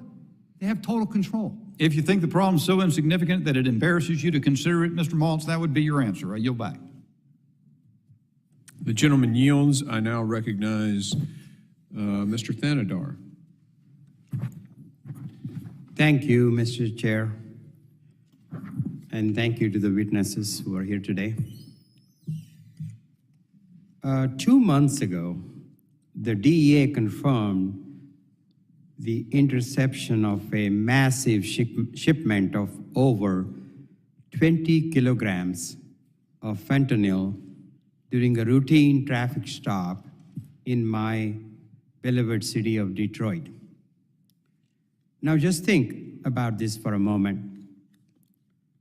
A fatal dose of fentanyl is only 2 milligrams. Now, if you look at this 20 kilogram seizure of fentanyl, and if I do a quick math here, that 20 kilograms is enough to kill 10 million people. That's almost the entire population of my state of Michigan. But let me clarify. This deadly drug finds its way to my district because there is a name, an unattended addict, a path of destruction waiting for it. That is the root cause of this fentanyl crisis, demand for the opioid. My message to my Republican colleagues is that the opioid epidemic does not begin or end at our borders. This crisis is not a border crisis, it is a public health crisis. We need to focus on health care. By doing so, we not only save lives, but also disrupt the profitability of these cartels. It's a win-win situation. We can cripple their operation while healing those trapped in this grip of addiction. Dr. Brown, can you discuss how treating demand for these drugs would hurt cartel operations while saving lives? Thank you. I stated at the beginning of my testimony that focusing on treatment, demand reduction, and harm reduction approaches is absolutely critical and indispensable. This is indeed what will save U.S. lives. Law enforcement actions, both on the U.S. side of the border and internationally, are also very important because we do want to minimize the amount of flows to the United States, and also because the objective should be dismantling the drug trafficking groups. However, expanding access to insurance so that more people in the United States could receive treatment, adopting the smartest, most proven evidence-based approaches so that people are not dependent on sourcing illicit drugs on the illegal market, so they are not dependent on sourcing illicit drugs, period, is crucial. And with that, and a very important element of that is also treating the underlying cause, which is still a significant overprescription of legal opioids. And I want to go back to emphasizing another point from my testimony, the real big danger currently of pharmacies in Mexico that are brick and mortar buildings, look like any pharmacies, and are selling all kinds of drugs, including fentanyl and meth-laced adulterated drugs to international tourists such as US citizens. They need to be shut down. Thank you, Dr. Brown. My understanding is that the administration is working to expand its public health initiative to combat the fentanyl epidemic. Do you view this as a necessary step? Yes, the Biden administration deserves enormous credit for framing a lot of our drug policy in terms of public health. Significant, genuine progress has been made, and some of them precedes initiative already from during the Trump administration with states, state legislature, and members of Congress, the US Congress, recognizing the need to adopt much smarter, much wiser strategies, such as the availability of overdose, of medications that reverse overdose. Thank you, Dr. Brown. And Mr. Chairman, I yield back. The gentleman yields. I now recognize Mr. Jimenez from Florida. Thank you very much. You know, about in September 11, 2001, terrorists killed around 3,000 Americans. And we went 7,000 miles and we waged war for 20 years because 3,000 Americans were killed. 70,000 Americans are being killed every single year by fentanyl, and we're doing nothing about it. I had the director of the FBI sitting in that chair, and I asked him, do you think that we should be labeling the Mexican cartels, the multinational cartels, as terrorists? And he says, well, it's just a technicality. Well, they're terrorists. They're killing us. As a matter of fact, we only lost 60,000, close to 60,000 people in Vietnam in 10 years of war. You're killing 70,000 Americans every single year, and they're right across the border. So my question to you, Mr. Jones, is this. Do you believe that the Biden administration policies have strengthened the Mexican cartels? Yes, sir. I know they have. Do you believe that by strengthening the Mexican cartels, we are actually not only destabilizing the United States of America, but we're also helping to destabilize Mexico? Yes. And there's the crux of the matter. And so we can fund $10 billion and put CBP agents locked in arm 2,000 miles on the border, and unless we change the policy, nothing changes. Is that correct? That is absolutely correct. This is an authority issue. This is not a money issue any longer. We as lawmen do not have the authorities we have needed to go after these cartels. That is the problem. And I don't believe in going to war with the cartels. They are dark networks, Congressman, and the way we win against them is giving us the authority for full spectrum operations, leveraging our full U.S. intelligence agencies, law enforcement, and military, but mostly clandestine operations. How you go after the Sinaloa cartel as a network will be much different as to how we go after the Gulf, Cartel del Noreste, and many others, because these networks are different, and we have to fight in the future differently than we have in the past. I agree, but also we need to change our policy so that the migrants who are coming through, who think they can get into the United States and are paying them their passage, deprives them of that revenue and makes them weaker. Is that correct? It does, but you also need to understand these cartels are global. You hear all the time that right now they're making billions of dollars off of the human trafficking of people. That's absolutely true, and they're making more than they are off of drugs. But when you look at them in the totality today, look at why Cartel Jalisco New Generation has risen so quickly, so fast. because they began moving their narcotics overseas to Europe, Russia, and Australia, making hundreds of thousands of dollars. Literally, 1 kilo at one time in Australia was $180,000. This is why their rise is so massive. But what are you always told by these so-called experts? That these cartels, listen, if you just legalize it, it'll all go away. Look at what has happened to us. You're right. And this is not a simple answer to the problems that we face in the United States, but we need to view them as adversaries. We need to view them as people that are killing Americans, 70,000 a year. Look, I was in the streets of Miami. I'm a paramedic. That's my craft, all right? And so in the 70s and the 80s, I responded to overdoses left and right all the time, and overdoses with opioids. But they weren't laced with this poison. This poison hooks them, makes it much more addictive, and then it kills us.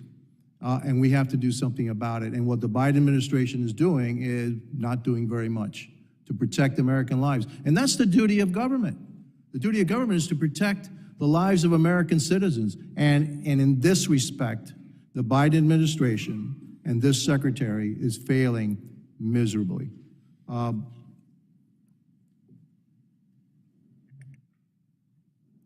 Much has been said about the decrease in the number of migrants that are coming through the border now from the height. And yeah, maybe it was, but the number that I got, the last, in February 2020, only 36,000 migrants were encountered at the border. Now we're looking at as 100,000 as being a good number, 150,000 being a good number. It's an utter disaster what's happening at the border. It's an utter disaster what's happening at the border. And one final thought, you know, my colleagues across the aisle think that everything can be solved by throwing money at it. And it cannot. In this case, the best thing we can do is change the policies. And by changing the policies, you will then disincentivize the migrants from coming into the United States, deprive the cartels of the money that they get from them, and then we can start focusing in on destroying the cartels, which are the source of the fentanyl, which is killing 70,000 Americans every single year. And I yield back. Thank you. The gentleman yields. Without objection, the title of Mrs. Vaughn's testimony submitted for the record has to be stricken.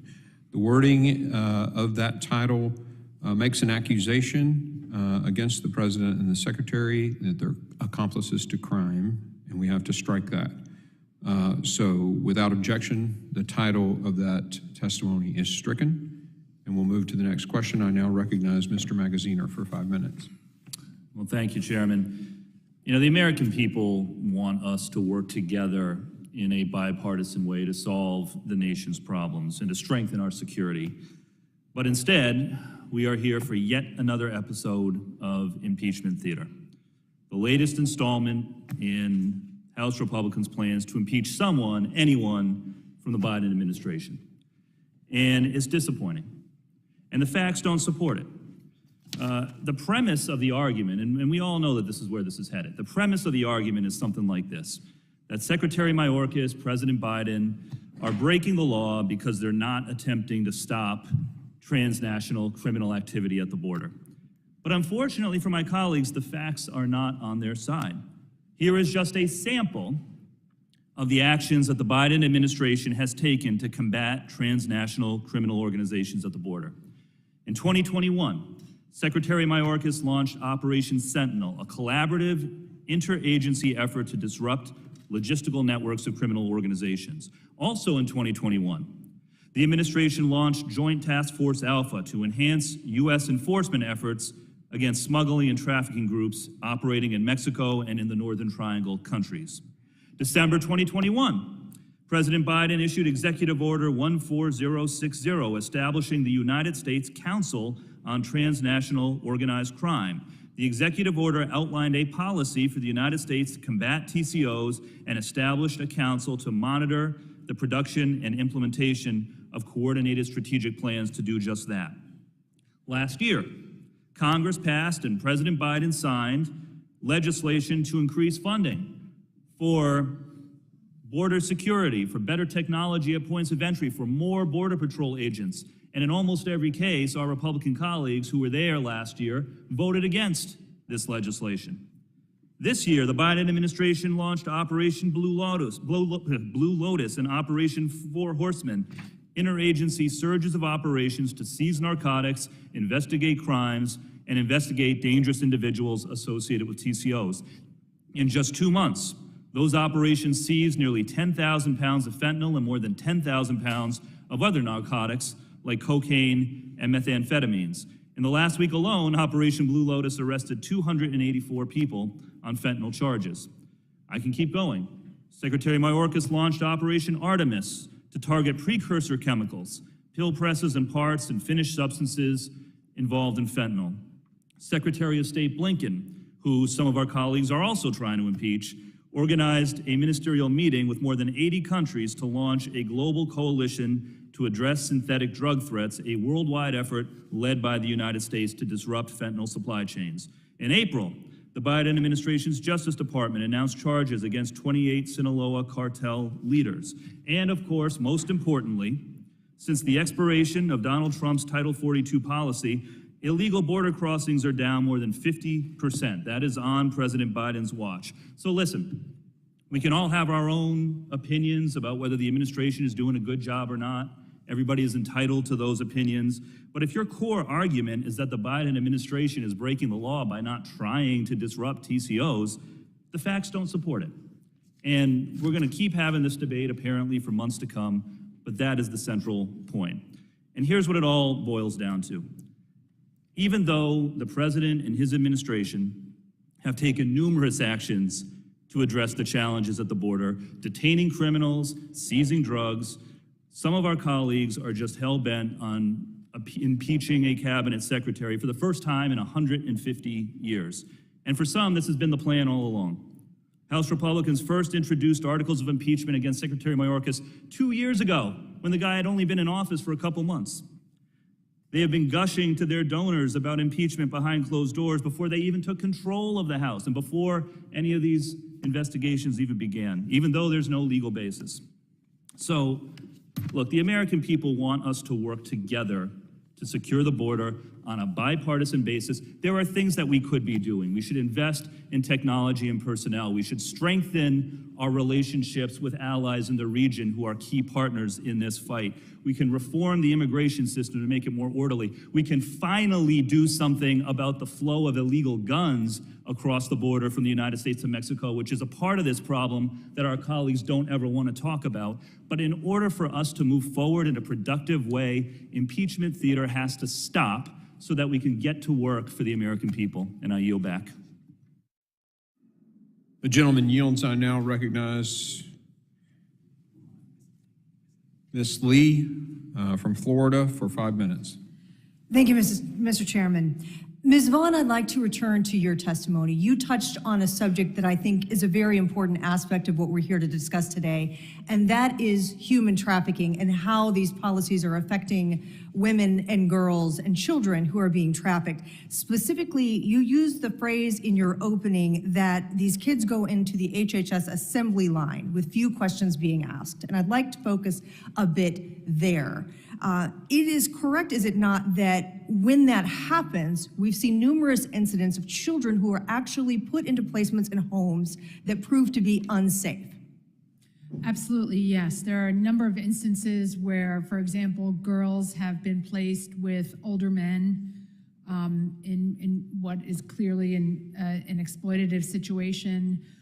There are kids who have been turned over to labor traffickers. There are kids who get turned over to gang members. There are kids who get placed into domestic servitude and other forms of abuse. It's really quite horrific. Well, and I know we have also seen cases where, and this happened even in my own state, if the children themselves aren't screened, that can pose a danger or an inappropriate circumstance for a host family. Is that also correct? Yes. There are problems at some of the shelters sometimes, incidents of predatory behavior on the other kids who are housed there until they're released. There was the case in Jacksonville where the alleged minor who turned out to be 24 years old, because the Border Patrol is not able to really screen people, murdered his sponsor. And in your opinion, after children are placed in these sponsor homes, is there an adequate level of follow-up and supervision that is occurring by HHS? Absolutely not. There's almost no supervision or follow-up that goes on. These standards that they have for not only placements, but also post-placement services are way inferior to the procedures that every state in the union uses for foster care placements, for example. And I mean, it's been said that it is harder to adopt a cat than it is to sponsor an unaccompanied minor, because there are rarely background checks done, almost never home studies, no financial assessments. The Biden administration has stopped doing background checks on other people in the households to make sure that the placements are safe. This is something that simply would not be tolerated in our foster care system.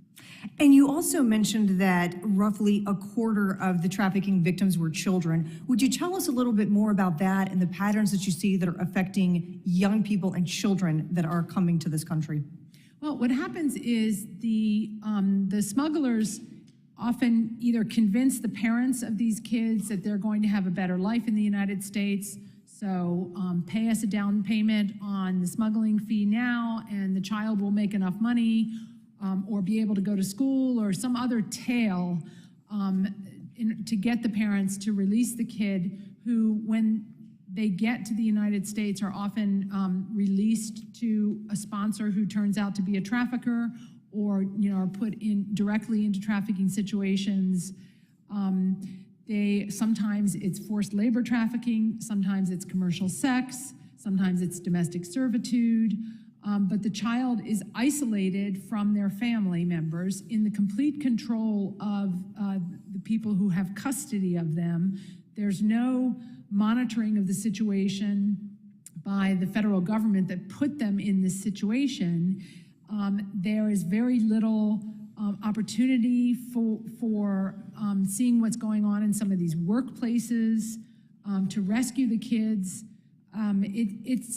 It's a lot of, frankly, hear no evil, see no evil, there must not be any, really deliberately kind of looking the other way at what is happening. Thank you, Ms. Vaughn. Agent Maltz, I want to return to you. You used a phrase in your written testimony that I think is important, and I want to be sure that we today hear the distinction that you make as someone who spent so many years with DEA.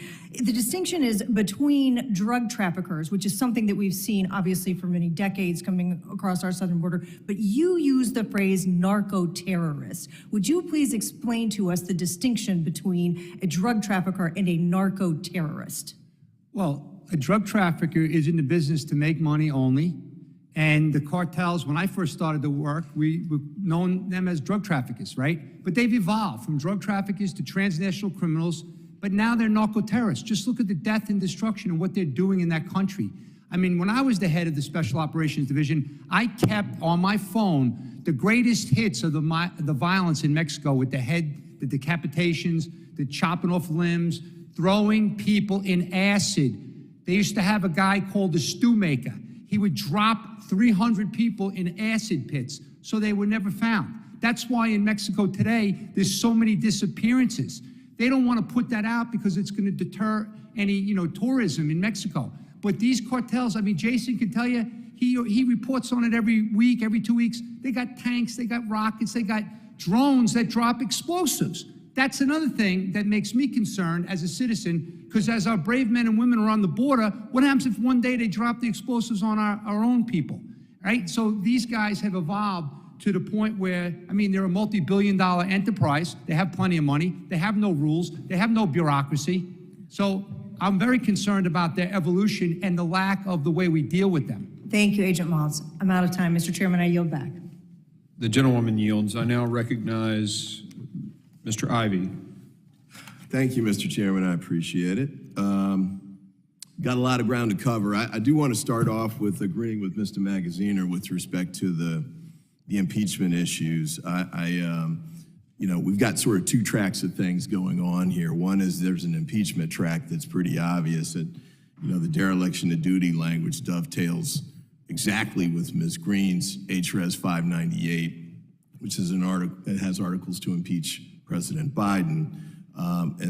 So we know that's part of what's going on, but the fact that you all are here as a panel, I do have some questions I want to ask you. I appreciate we may have some differing views, but I do want to try and figure out some of the things that are going on here, because I do think we have a duty to try and address the problems that we've got.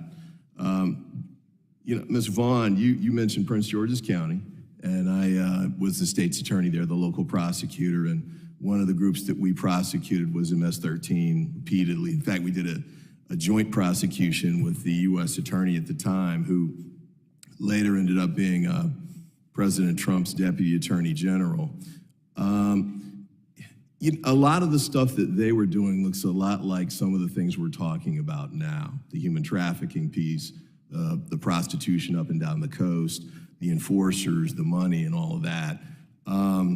Mr. Jones, I want to come to you at some point too, but I do wonder about some of the differences that seem to be there. And Mr. Maltz, I think you kind of touched on this, but in the old days, and I'll put myself in that category, the sale of drugs, they weren't trying to kill their customers, basically. So they would sell addictive drugs, cocaine, heroin, whatever, but they weren't necessarily killing them off.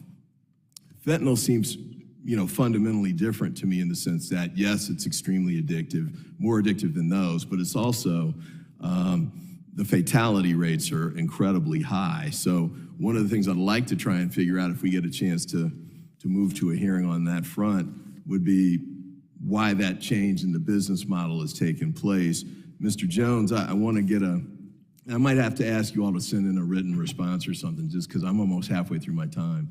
Mr. Jones, to you made a couple references to, I think, essentially military action, and I think was the way you phrased it. Need more authority and more tools beyond law enforcement was one. And then in your last answer that you gave a few minutes ago, you mentioned explicitly wanting to have the military get involved in the pushback against the cartels. I'll pause for this answer. What exactly do you have in mind on that front? Yes, sir. What I'm talking about is the tools of national power, and here's what I mean by it.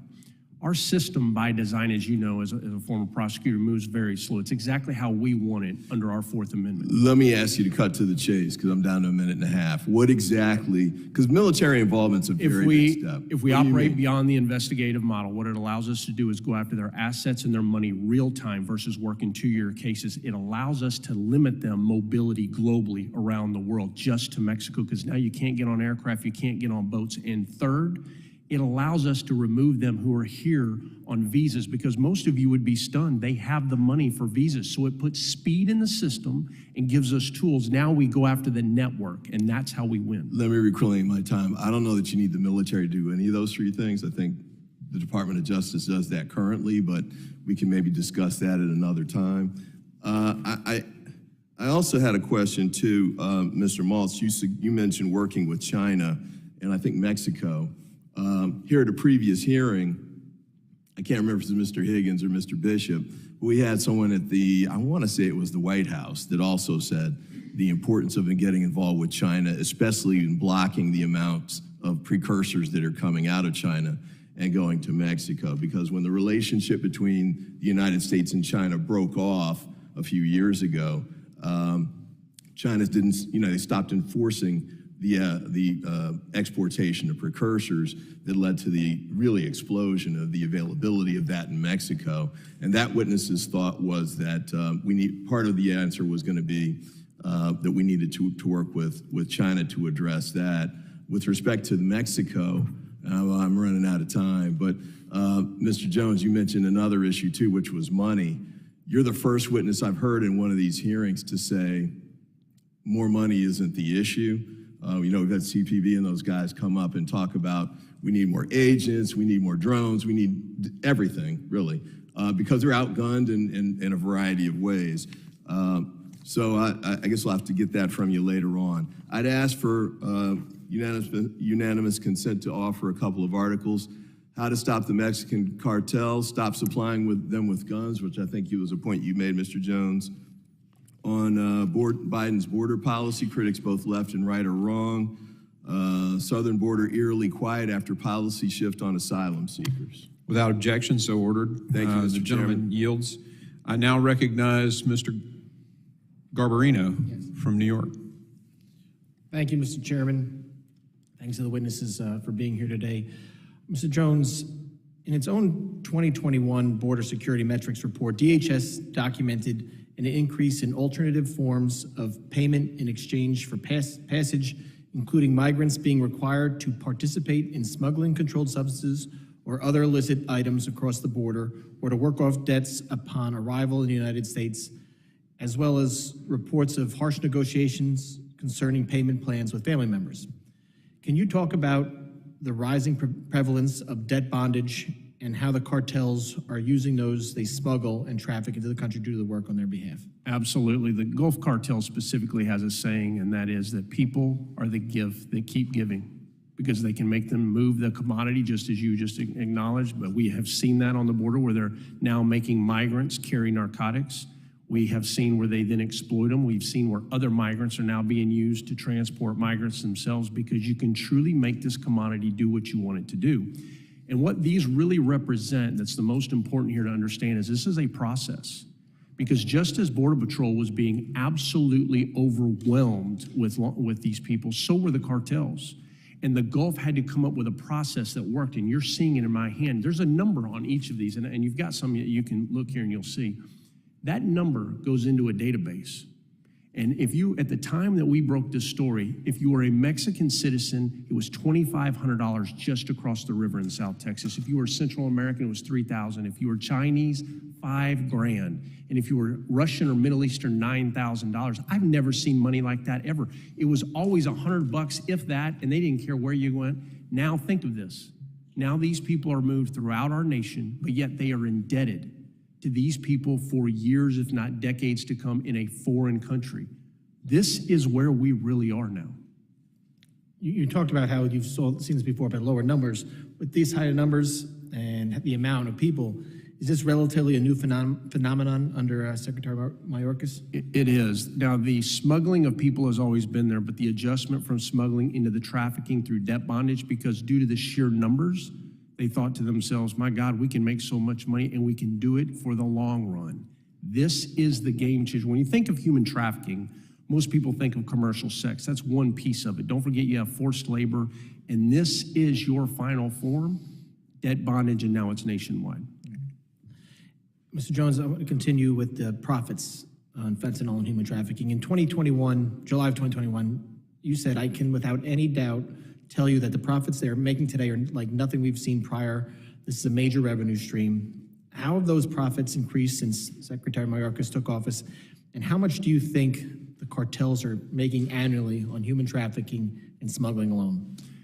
We don't really know what the exact amounts are. I mean, look, this is going to go on for decades. Many of us will be dead and gone before we clean this up. But I can tell you this, there will not be a law enforcement agency in this country that is going to be doubling down on the threat that we are now facing from trafficking as a result of what Secretary Mayorkas is the architect behind these changes.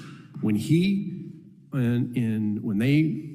took power and he created the 3 exemptions under Title 42, allowing UACs, unaccompanied alien children, into the country, when he allowed pregnant mothers to come into the country, and when he allowed family units. This was the game-changing moment, and it's validated by the data if you just look at CBP when these people began pouring across the country. I was trying to do some numbers before with what you said. You said went from $100 to $3,000 for some, $2,500 for others, $5,000 up to $9,000. That was just at the river, sir. Just at the river. Never mind what country of origin where you came from. Right now, if you're Chinese, to cross from China to Ecuador and then make your way up, they're charging $35,000 a head. They're moving 35 at a time in Fronton. And then the cartel del Noreste literally takes all of their ID before they let them into the U.S. and they drop it on the Mike side so that when it comes across, it holds up Border Patrol longer so that they can then move weapons south and as much commodities in as they need to. So over the last 2.5 years, it seems that the profits for these drug cartels have increased immensely. Agreed. How are these profits giving these cartels more power, making them more dangerous? Well, look at the military-grade weaponry they're now using. Look at the level and span of control in Mexico. You know, Mexico, the people of Mexico have taken the blunt of this. You know, they've lost over 340,000 citizens since 2007. In the last national election, CNN did a fantastic work. There was 132 politicians and staffers killed. Anybody can Google it. Mexico has truly fallen to these cartels. And when I tell you they're a parallel government, you are truly looking at a narco state. The problem is when you're killing journalists in Mexico and they can't get the information out. This is why we are so far behind what these cartels are doing. And that's why we and the Americans are feeling the impact in every part of this nation today. I'm out of time, but if you could respond in writing more about what is happening to the American citizens because of this, the cartels, that'd be great. Thank you, Mr. Chairman. I yield back. Gentleman yields. I now recognize Ms. Jackson Lee of Texas. I'm kind enough to yield to the next individual. We can go out of back order, after that. absolutely. Thank you. Ms. Garcia, you're recognized. Ms. Ramirez. Ms. Ramirez, I'm sorry. Thank you. Thank you, Chairman and Ranking Member Thompson. We've been here for about an hour and a half, and I want to thank you for this hearing. Today's hearing should be shedding light on the pressing issues surrounding immigration policies. What is causing migration, and how do we make sure the children we talk about, the children that I actually know personally, are cared for? Instead, I think we continue to politicize an issue that actually both sides need to address, which is immigration reform. But I actually want to get back to why we're all here today.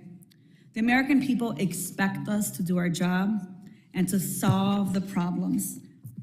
They expect us to have unbiased people who are witnesses here and provide us an opportunity to shed light on how we move forward. And as I think about the hearing now and hearing the witnesses, I think about just last year, how a horrific domestic terror attack at Buffalo, New York supermarket left our nation reeling. My colleagues across the aisle offered up their thoughts and prayers, but they offered no actions to address racially and ethnically motivated violent extremism. It is not lost on me that before murdering 10 people at the supermarket last year, the shooter wrote, and I quote, "We are experiencing an invasion on a level never seen before in history." However, twisted justification, the shooter believed he was repelling an invasion of the United States by immigrants from Latin America. Does that sound familiar? Mr. Maltz, in your testimony, you said, "I know what's going on in America." So let me ask you, do you support the assertion that the United States is experiencing a historic invasion by immigrants? That's a yes or no question. Illegal immigrants from around Yes the world, or yes, no? yes. So you believe that we are experiencing a historic invasion of immigrants? Yes. So despite knowing that the Pittsburgh shooter justified his actions based on the idea of an immigrant invasion to replace white people, despite knowing that invasion ideology was used to justify the shootings in El Paso and Buffalo, you continue to espouse this great replacement theory and extremist ideology that people like me, when my mother crossed the border pregnant with me, don't deserve to be here because we are invading the country? Mr. Chairman, this hearing is not a fact-finding mission. It's a raw political sham to stoke fear, and it will continue to justify the violence against immigrant communities, and I find that unacceptable. This body's job is to address the problems in our country, not to spew more hate. That's what we should be focusing on, legislative solutions, not divisive distractions and prioritizing the expansion of resources for immigrant communities and comprehensive immigration reform. That's how we address public safety. So let me just end by saying, let us direct our efforts towards meaningful action that upholds our values and ensures the security and well-being of all of us, regardless of immigration status. That is the America that I know, that is the America that I love, And with that, Chairman, I yield back. The gentlelady yields. I now recognize Mr. Ezell for his 5 minutes. Thank you, Mr. Chairman. And thank you, panel, for being here today. I know it's a lot going on, and we appreciate your time here. I've spent 42 years in police service, 3-term sheriff, and enjoyed every day of it. And I'll tell you, the safety and security of people has always been on my mind, not only of my home state of Mississippi, but across this nation. I want to be clear that due to the Biden administration's open border catch and release policies, cartel crime is transitioning from a border issue to a national issue. Every state is a border state. Border Patrol agents have arrested more than 30,000 illegal aliens with criminal backgrounds since Joe Biden took office. While this is a staggering number, it does not even consider the illegal aliens with criminal backgrounds that have evaded Border Patrol and entered the country illegally. Mr. Jones, in your estimation, how many criminals, gang members, or suspected terrorists are now in the United States among the 1.5 million gotaways that have evaded Border Patrol agents? Congressman, thank you for your service. We have no idea. The border is so wide open. That's exactly right. What threats do these individuals pose to communities, not just at the border, but throughout this country? Everything from terrorism to the unprecedented amounts of deaths that we're seeing of American citizens from fentanyl and the many other drugs that are crossing that southern border. Mr. Maltz, we know cartels are the leading criminal organizations that manufacture and distribute illegal fentanyl in our country. Over the past 3 years, Border Patrol has seized over 45,000 pounds of fentanyl, enough to kill over 10 billion people. Most of that fentanyl has been seized at the ports of entry on the border. However, the sheer amount of this drug on our streets shows that the ports of entry aren't the full story. Can you walk the committee through how cartels are using Mayorkas' open border between the ports of entry, where there is little infrastructure stopping them to smuggle these drugs into our country? So I would say, first of all, they're making billions of dollars, so funding is not an issue. And then they're flooding the zones. They're sending massive amounts of migrants to certain areas where they know Border Patrol has limited resources. And then they're using the open border area to just smuggle in unlimited amount of people, unlimited amount of drugs, and of course bringing the weapons south and the money south. So it's basically, they're just taking full advantage of the vulnerabilities and the weaknesses. And the poor Border Patrol is out there and they don't have the personnel. They don't have enough people in certain sectors. I mean, obviously, this document, and I deliberately attached this into the record, it's all the news stories around America, headline news of all the mass poisonings.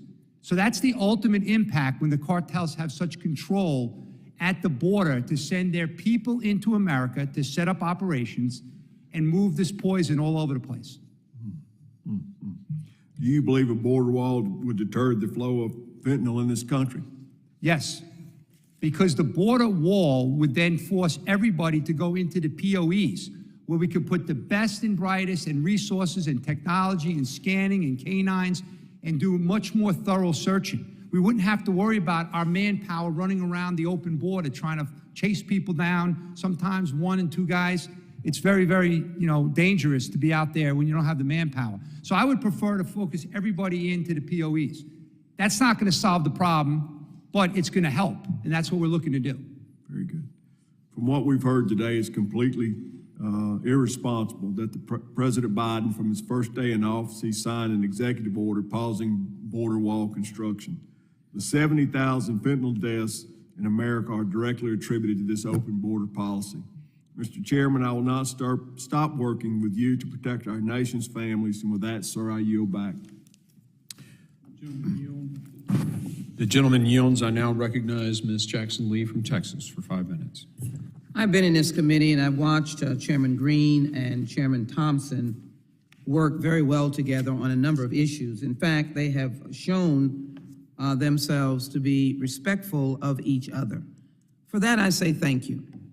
I've had the ability to monitor what has been going on in this room, and I frankly believe that problems don't get solved by castigating and making incorrect statements. I also have a 28-year history in this Congress, and have been involved with the issue of immigration for at least that long a period of time. In the Judiciary Committee as ranking member of the Immigration Subcommittee, in this committee as chair of the Transportation Security Committee, ranking chair of the Border Security Committee, and as a Texan, have been to the border many times. I do believe that we can do this and solve the problem of immigration reform together. What I also know is, at least the border in Texas, there are many who are on the border that don't want a border wall because of its intrusiveness. In addition, because of topography and design, the border wall sometimes is not effectively put in the right place to be able to create any kind of criminal incident. After Title 42, we have found statistically, as answered by those at CBP, Customs and Border Protection, and the Border Patrol, that numbers have gone down. It is clear that we have work to do together on those who are coming across. It is clear that not one American, no matter what their party affiliation, abhors cartels, violence, and viciousness, and will come together to work on that issue. But it does no good for any of us to suggest that the President of the United States and the Secretary of Homeland Security are the key and only reasons for migration. I take offense, and it is wrong, frankly, because migration is a worldwide concern. Some would say problem, others would say crisis. People desperately come, even if it's for their economic goodness, and they argue something else. We well know that immigrants contribute $1.3 trillion in spending power to the economy. We also realize that not one single person sitting in this room was an indigenous person in the United States of America. Your ancestors came from somewhere. Mine came unwillingly in bondage. But it is clear to me that we have to find a better way. Let me quickly raise this question. Let me quickly do so. In 2018, the nation was horrified when a domestic terrorist shot down 11 worshipers at the Tree of Life Synagogue in Pittsburgh. Before going on this rampage, the shooter shared a manifesto alleging that, quote, the Hebrew Immigrant Aid Society likes to bring invaders in that kill our people. I can't sit by and watch my people get slaughtered. 2 weeks before that, he called immigrants hostile invaders on social media. Ms. Vaughn, do you believe there is a flood of immigrant invaders at the southern border who are slaughtering victims in American communities? This is a yes or no answer.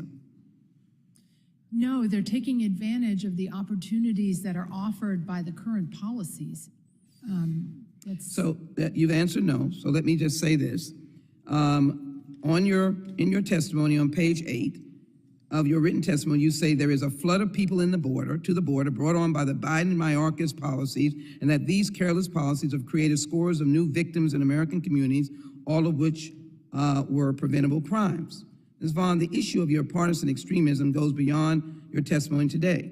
On November 4th, 2021, you alleged that the tragic murder of a man in Florida that year was another casualty due to Biden's open border. And 2 years before that, on January 8th, 2019, you laid blame for the horrific murder of a police officer, Mr. Singh, in San Joaquin Valley at the feet of Democrats' border weakening and sanctuary policies. I find this very dangerous because we need to come together as Americans, frankly, to be able to work, not name call, but to be able to say none of us wanted those kinds of incidents. How dare you say that any of us would want to have an officer killed or family killed? It is untenable. Neither does the chairman, neither does the president, neither does the secretary. Let me move quickly to something that's very important, Mr. Green, and I appreciate if you would allow me to do that. I happen to be someone who knows that there are barriers that can be utilized in certain ways, being a Texan, and I also know that we need to stop penalizing nonprofits for trying to help persons so that cities wouldn't have to put persons somewhere because the nonprofits have them. But let me raise this to a former DPS. I want to applaud a DPS officer who is on duty today in Texas, who became a whistleblower, to ask the question, why is state government and this Lone Star effort causing immigrants to die in the water, causing a pregnant woman to miscarry over the raised wire and the boys that are there, forcing them to go into deeper water, why a mother lost her life, her child's life, and another child is missing, why a little 4-year-old was denied water. This is the words of a DPS whistleblower right on staff today. And the question would be to all of you, as I ask the question, this is not America. And the Border Patrol agents saying that the razor wire and the boys are creating a difficult situation for them because as sworn officers of the United States of America, they are sworn to protect these people even as they will send them back. And they are going into deeper water to save lives. Gentlelady's time is That is expired. not, I'm putting that on the record, Mr. Chairman, because I want an investigation. These are not governmental witnesses. They are witnesses who've come to share their stories, but I want an investigation. Can I respond to that? I want an Is investigation. there availability for me to respond to that No, accusation? Hold on. I am taking control back. The gentlelady's time has expired. And the Mr. gentleman is not- D'Esposito Mr. D'Esposito is recognized from New York, and you may yield if you'd like to Mr. Jones. The gentleman is not on staff at this point. Mr. Chairman, I'd like to yield 30 seconds of my time to Mr. Jones. I am the only one sitting in this room that's been exactly where those accusations were made. On my phone, I've got video of what the men and women of law enforcement at local, state, and especially the Texas Department of Public Safety and National Guard are going through as hundreds of people 3 miles from the closest port of entry are being crossed by the cartels. And to say that the men and women of DPS are throwing babies into the river is absolute absurd. And that they would do that. That's The gentleman is recognized. Mr. Chairman, you cannot malign me in this room. I did not say that. Ms. Jackson Lee, I believe this is my that. time, Ms. Jackson Lee. Mr. D'Esposito, you've reclaimed your time. Thank you. So the name of this hearing, Biden and Mayorkas' open border, advancing cartel crime in America. I've heard this described as a sham. I've heard it described as theater. I heard it described as a complete waste of time.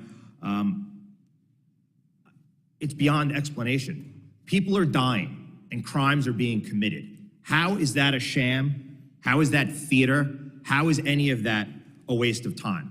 I want to thank all of you for being here today.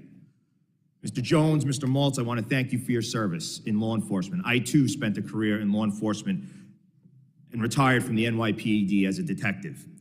There is no doubt there is a crime crisis in America, thanks in part to the dereliction of duty of Secretary Mayorkas' wide-open southwest border. I'm going to ask all of you, it's a yes or no question. Do you believe the Biden administration's soft-on-crime policies, such as their efforts to limit law enforcement access to surplus federal equipment and their restrictions on federal grant dollars to police departments, worsen our nation's crime crisis? Mr. Jones, yes or no? Yes. Ms. Vaughn, yes or no? Yes. Mr. Maltz, yes or no? Yes. Ms. Felbaugh-Brown, doctor, sorry, yes or no? No. Okay. So I've heard this also mentioned that we should be thankful that the numbers have fallen to such a low level. They're not low. There's still thousands upon thousands of people coming to this country illegally, and thousands more that we don't even know about. Quite frankly, it's like celebrating a Category 3 hurricane instead of a Category 4 hurricane. It's absurd. I want to focus on the law enforcement for a second. Mr. Jones, what are some of the main consequences for local law enforcement of increased cartel activity in their jurisdictions? They are completely overrun on the southwest border. If you go to Arizona right now and you sit back with Sheriff Mark Lamb, let me tell you, I've embedded with his law enforcement agency. You realize out of 1 out of every 10 traffic stops that man is making and his personnel are in pursuits 70 miles into the country on Interstate 10. These agencies are overrun. The Texas Department of Public Safety has spent $9 billion from the state legislature to try to support operation between the ports of entry because we are overrun with crime. Mr. Maltz, do you believe that law enforcement throughout this country faces more threats of violence because of our open borders? Absolutely, and I also know they're retiring at record levels at the executive leadership level because they can't take it anymore. The mixed messages are overwhelming. So you don't believe the lines at the pension section are just happen to happen? I just know that I talk to people every day, and they're leaving law enforcement because morale is at a rock level, at the lowest level, because of this. They signed up to keep America safe. I agree, and it's because of exactly failed leadership like this. Mr. Jones, Mr. Maltz, I'm going to ask you a question. Both of you have served in leadership capacities in law enforcement. have ever and would you ever make a decision that would put any of your officers in danger? Never. Never. Right. And that's why we're here today, because we're talking about cartels. We're talking about crime that's being committed. And we're talking about Secretary Mayorkas and his dereliction of duty. Why? Because he makes policies and carries out policies that have put people in danger, has put law enforcement in danger. I only have 40 seconds left. A general question to Mr. Jones and Mr. Maltz. What are the broader impacts on first responders, law enforcement, fire service, because of the cartel along the border? And please, if you could do 10 seconds apiece. Completely overrun. When you look in South Texas right now, you've got Texas troopers who've been deployed for 2.5 years, 12,000 plus Texas National Guardmen, completely overrun and overwhelmed after. Thank you, Mr. Maltz. The criminals don't fear any repercussions of their actions because they're not being held accountable. Exactly. So what we're seeing here today, we're answering the question to this hearing. So it's not a sham, it's not theater, it's not a waste of time, it's actually a mission. It's a mission to make this homeland, our homeland, the United States of America, safer for our children and our grandchildren. Mr. Chairman, I yield back. Gentleman yields. I now recognize Mr. Menendez of New Jersey. Thank you, Mr. Chairman. We can all agree that Mexican cartels pose a direct threat to U.S. interest. We can all agree that we need to fight the scourge of fentanyl in this country. We can also agree that this body and the United States government should prioritize addressing these issues. But today's hearing has not been a serious discussion of ways to protect American families from cartel activities or fentanyl trafficking. How can we engage in good faith discussions of border policies when this committee's majority is using this committee to arrive at a predetermined destination, the impeachment of Secretary Mayorkas? A destination they have said both publicly and behind closed doors they are set on reaching, no matter what the facts are, no matter what the administration has done to address these critical issues. When witnesses confirm what the majority already believes instead of engaging in actual fact-finding. Ms. Vaughn, you work for the Center for Immigration Studies, is that correct? Yes, I do. Ms. Vaughn, yes or no? Did you speak at an event organized by the Social Contract Press? Look, Yes or no? Yes or no? Yes or no? Yes or no? You were able to answer other questions in a yes or no fashion. Yes or no? Look, what you I did. said is that you're did you trying to appear? distract Did you appear? from a Excuse me, serious topic Mr. Chairman. This is my time. To smear me, No, I'm just asking you questions. The gentleman reclaims his time. denigrating. Did you appear alongside an editor of Chronicles magazine? Yes or no? Could you repeat it, please? Did you appear alongside an editor of Chronicles magazine? Yes or no? Not that I know of. Did you give an interview to the American Free Press? I've never heard of it. You've never heard of the American Free Press? No, sir. You've never done work with the American Free Press. Okay, well, we'll go back to the record. Explain to me what I think it's important that, excuse me, I'm reclaiming my time. I think it's important that we shed light on the organization you work for, as well as the three organizations that I believe you have either worked for or appeared alongside. The Center for Immigration Studies has been labeled an anti-immigrant hate group by the Southern Poverty Law Center. That's a complete... The Social Contract Press, a white nationalist publisher, has been labeled as a designated hate group by the Southern Poverty Law Center. According to the Southern Poverty Law Center, Chronicles magazine is a publication with strong neo-Confederate ties that caters to the white nationalist movement. And according to the Anti-Defamation League, the American Free Press is an anti-Semitic newspaper founded by a Holocaust denier. On the day that Congress welcomed the Israeli president to address us, we have someone who has contributed to an anti-Semitic newspaper founded by a Holocaust denier.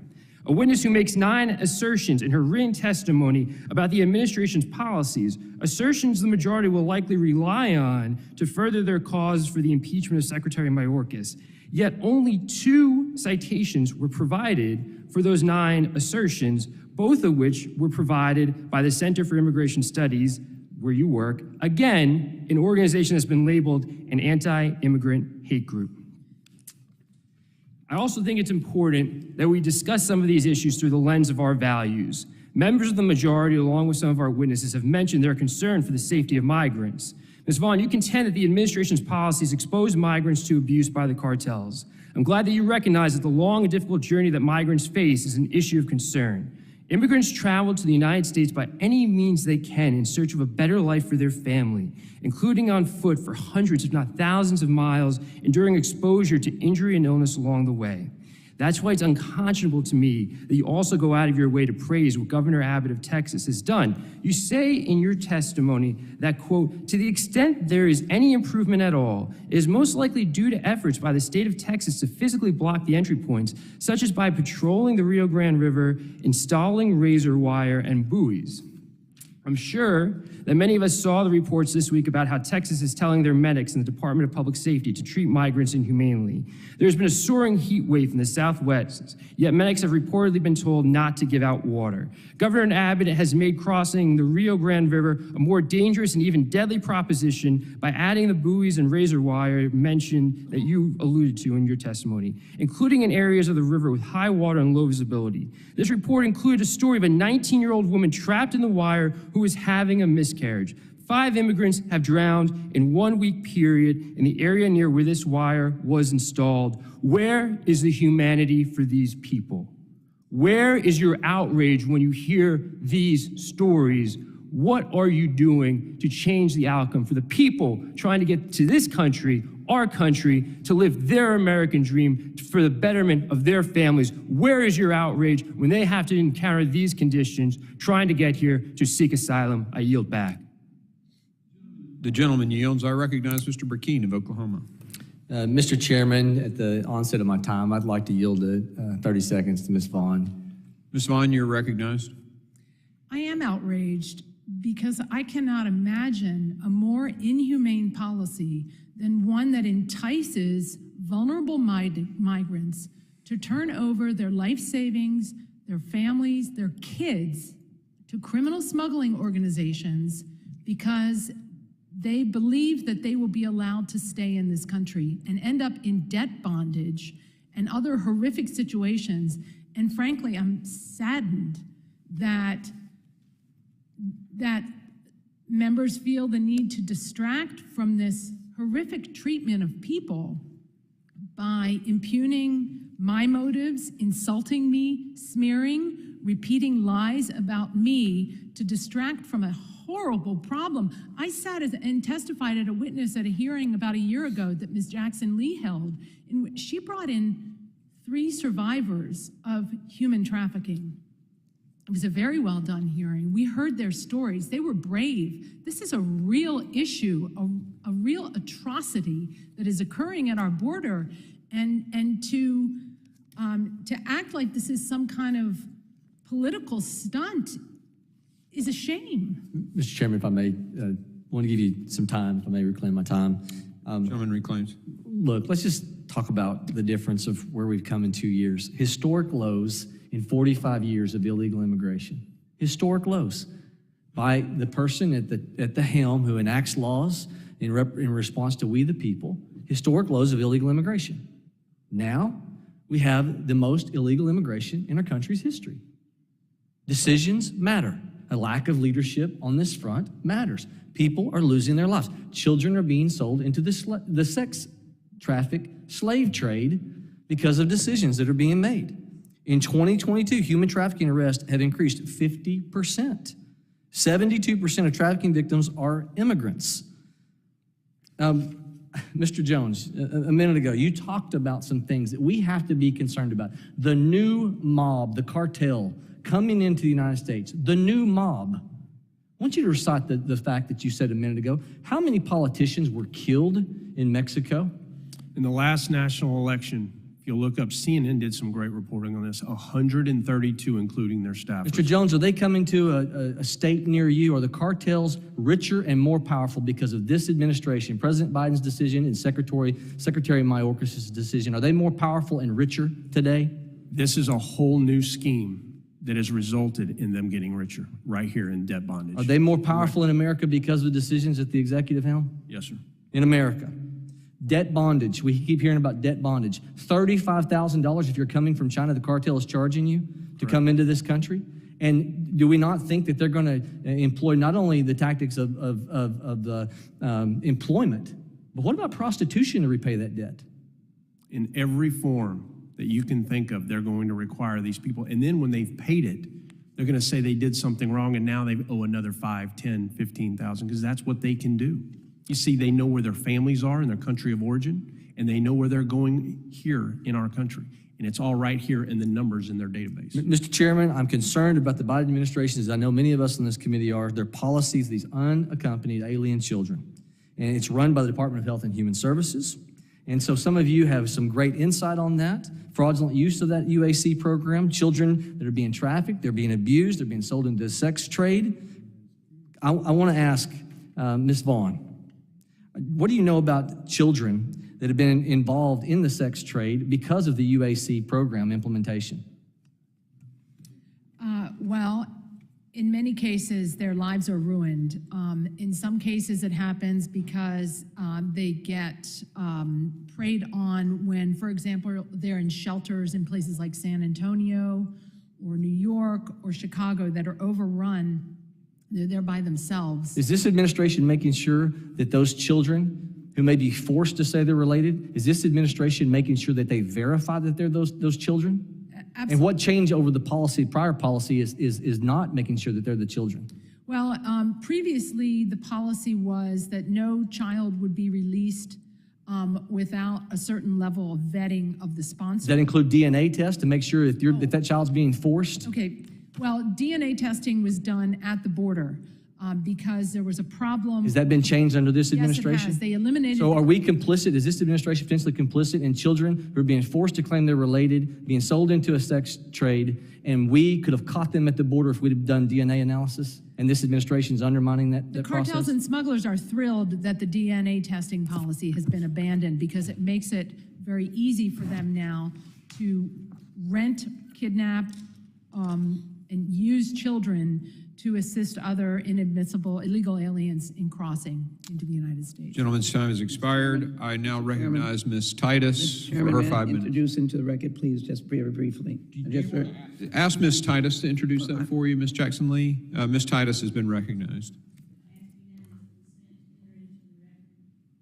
The Texas troopers' accounts of bloodied and fainted migrants on the U.S.-Mexico border, also in the Houston Chronicle, the Washington Post. These were not my words, the words of a Texas trooper. Words. Without objection, so ordered. Thank you.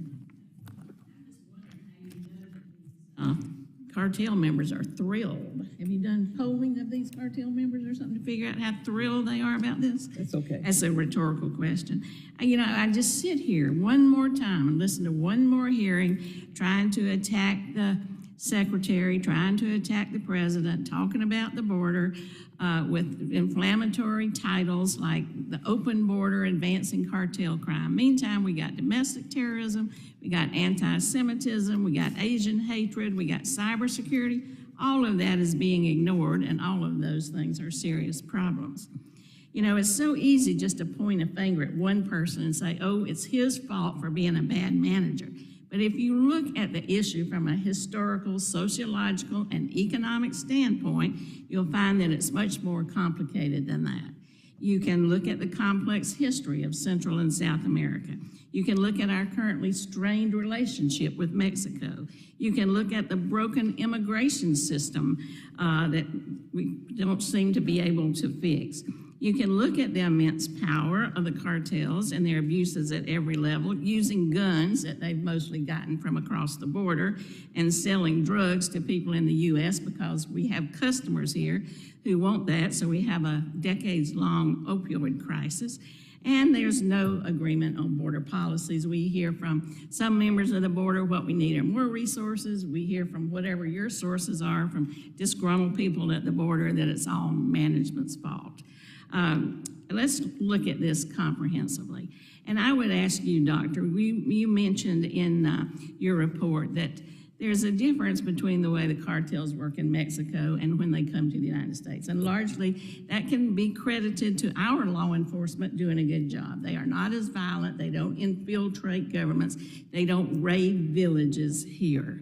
But we don't have a very good relationship with Mexico on this front like we do on some other diplomatic fronts. Could you talk a little bit about how we could maybe improve that relationship so we can jointly go after some of these cartels? Several years ago, the US government and the Mexican government established a policy or basic understanding of shared responsibility. This notion of shared responsibility carried across both Republican administration and Democratic administration on the US side and across several Mexican governments. Unfortunately, although this notion is still in rhetoric, the current Mexican government of President López Obrador has significantly walked away back from it. And we have seen really during his administration a very profound hollowing out of cooperation. He is also adopting policies or the lack of policies in Mexico that are enabling, in their lack of response, the Mexican cartels. It is difficult to see how this could be changed during the last year of his administration, but there will be elections in Mexico. It is clear that any kind of effective policy requires respect and recognition of interest on both sides. But unfortunately, this is not happening with the current Mexican government. The Biden administration has done its best to try to induce better cooperation from Mexico, but we have very far to go. Thank you. You know, I hear from your other panel members that the way to solve this problem is get rid of Mayorkas and maybe build a wall. Are there other things more realistic that we could do to make the situation better just on our side? Absolutely. Certainly, there are many opportunities to strengthen both treatment demand reduction and address those important dimensions, as well as access to medication, such as overdose medication, other medication for those that have substance use disorders. And there are other opportunities to strengthen law enforcement actions. These include resourcing far better legal ports of entry so more inspections can take place. And this includes expanding the policies, how we tackle the cartels, not simply thinking of them as smuggling entities or drug smuggling entities only, but targeting their many dimensions, including their other access to money through joint task forces that have US law enforcement agents as well as other members of relevant agencies. So a whole of government approach that expands authorities for departments of state, Department of Defense, that expands authorities of agencies such as US Fish and Wildlife. Well, we also hear that some of the Mexican pharmacies are selling drugs laced with fentanyl, and that's to a lot of American tourists who are down there. That's not the cartels, but there may be a connection. And also these retail crimes here in this country often use what they sell on the internet or sell wherever to fund some of these things like trafficking. That would be kind of part of the all-of-government approach that we might address. Is that right? Absolutely. Well, thank you, Ms. Chairman. I'll yield back. The gentlelady yields. I now recognize Mr. Crane, Arizona. Thank you, Mr. Chairman. Thank you all for coming here today. You know, I continue to hear the same thing. I want to echo what my colleague, Mr. D'Esposito, was saying. I can't help but notice this is a sham. This is more impeachment theater. This is the Homeland Security Committee. If we're not talking about this, I don't know what else we're going to be talking about. If we're not talking about trying to hold the individuals that are in charge of leadership on Homeland Security accountable, I don't know what else we're going to be talking about. I wish you gentlemen were here yesterday. Some of my colleagues on the other side were trying to undermine how effective walls and barriers are. It's sad. I spent a lot of time, my life in the military, and I work, you know, in special forces. So I understand security. I understand security systems. We talked about overlapping deterrence. We talked about using trained personnel, technology, barriers, intelligence, all of these things together, overlapping deterrence and security systems to secure whatever you want to secure. And it's sad to me that my colleagues on the other side of the aisle can't even acknowledge that barriers, whether it's around their house, their schools, these complexes, whatever it is, are effective. Mr. Jones, I want to ask you about that, sir, because I know you understand security a lot better than the average individual. Do you find individuals that isolate barriers and walls and say they're archaic and ineffective? Do you find those individuals serious when it comes to actual security? I think they don't understand what's taking place. In South Texas, for example, You can be inside a stash house in a matter of seconds. So it's not about an electronic wall for detection. It's about how fast can you get a law enforcement personnel there. Yeah. Now, when you go to Arizona, for example, you've got a lot of space there. You still have the challenge, though, where we are in 2024, or 2023, where we are today, it's not about the detection issue. It's about how you get law enforcement able to respond before they're picked up or inside these stash houses. That's the core fundamental problem. And these overlapping deterrents help give our law enforcement officials time to respond. Is that correct? It's correct. Mr. Waltz, would you agree with that? Absolutely, yes. Okay, great. Mr. Jones, you were talking about classifying cartels as terrorist organizations. I've heard that argument before. I understand, why that argument's being made. But I want to ask you something, sir. Did you watch the videos of the U.S. pulling out of Afghanistan? Yes, sir, I did. Did you watch the people hanging from planes? Yes, sir, I did. Mr. Walsh, did you watch that? Yes, and I also witnessed my brother coming back in a body bag from the war in Afghanistan. Thank you, sir.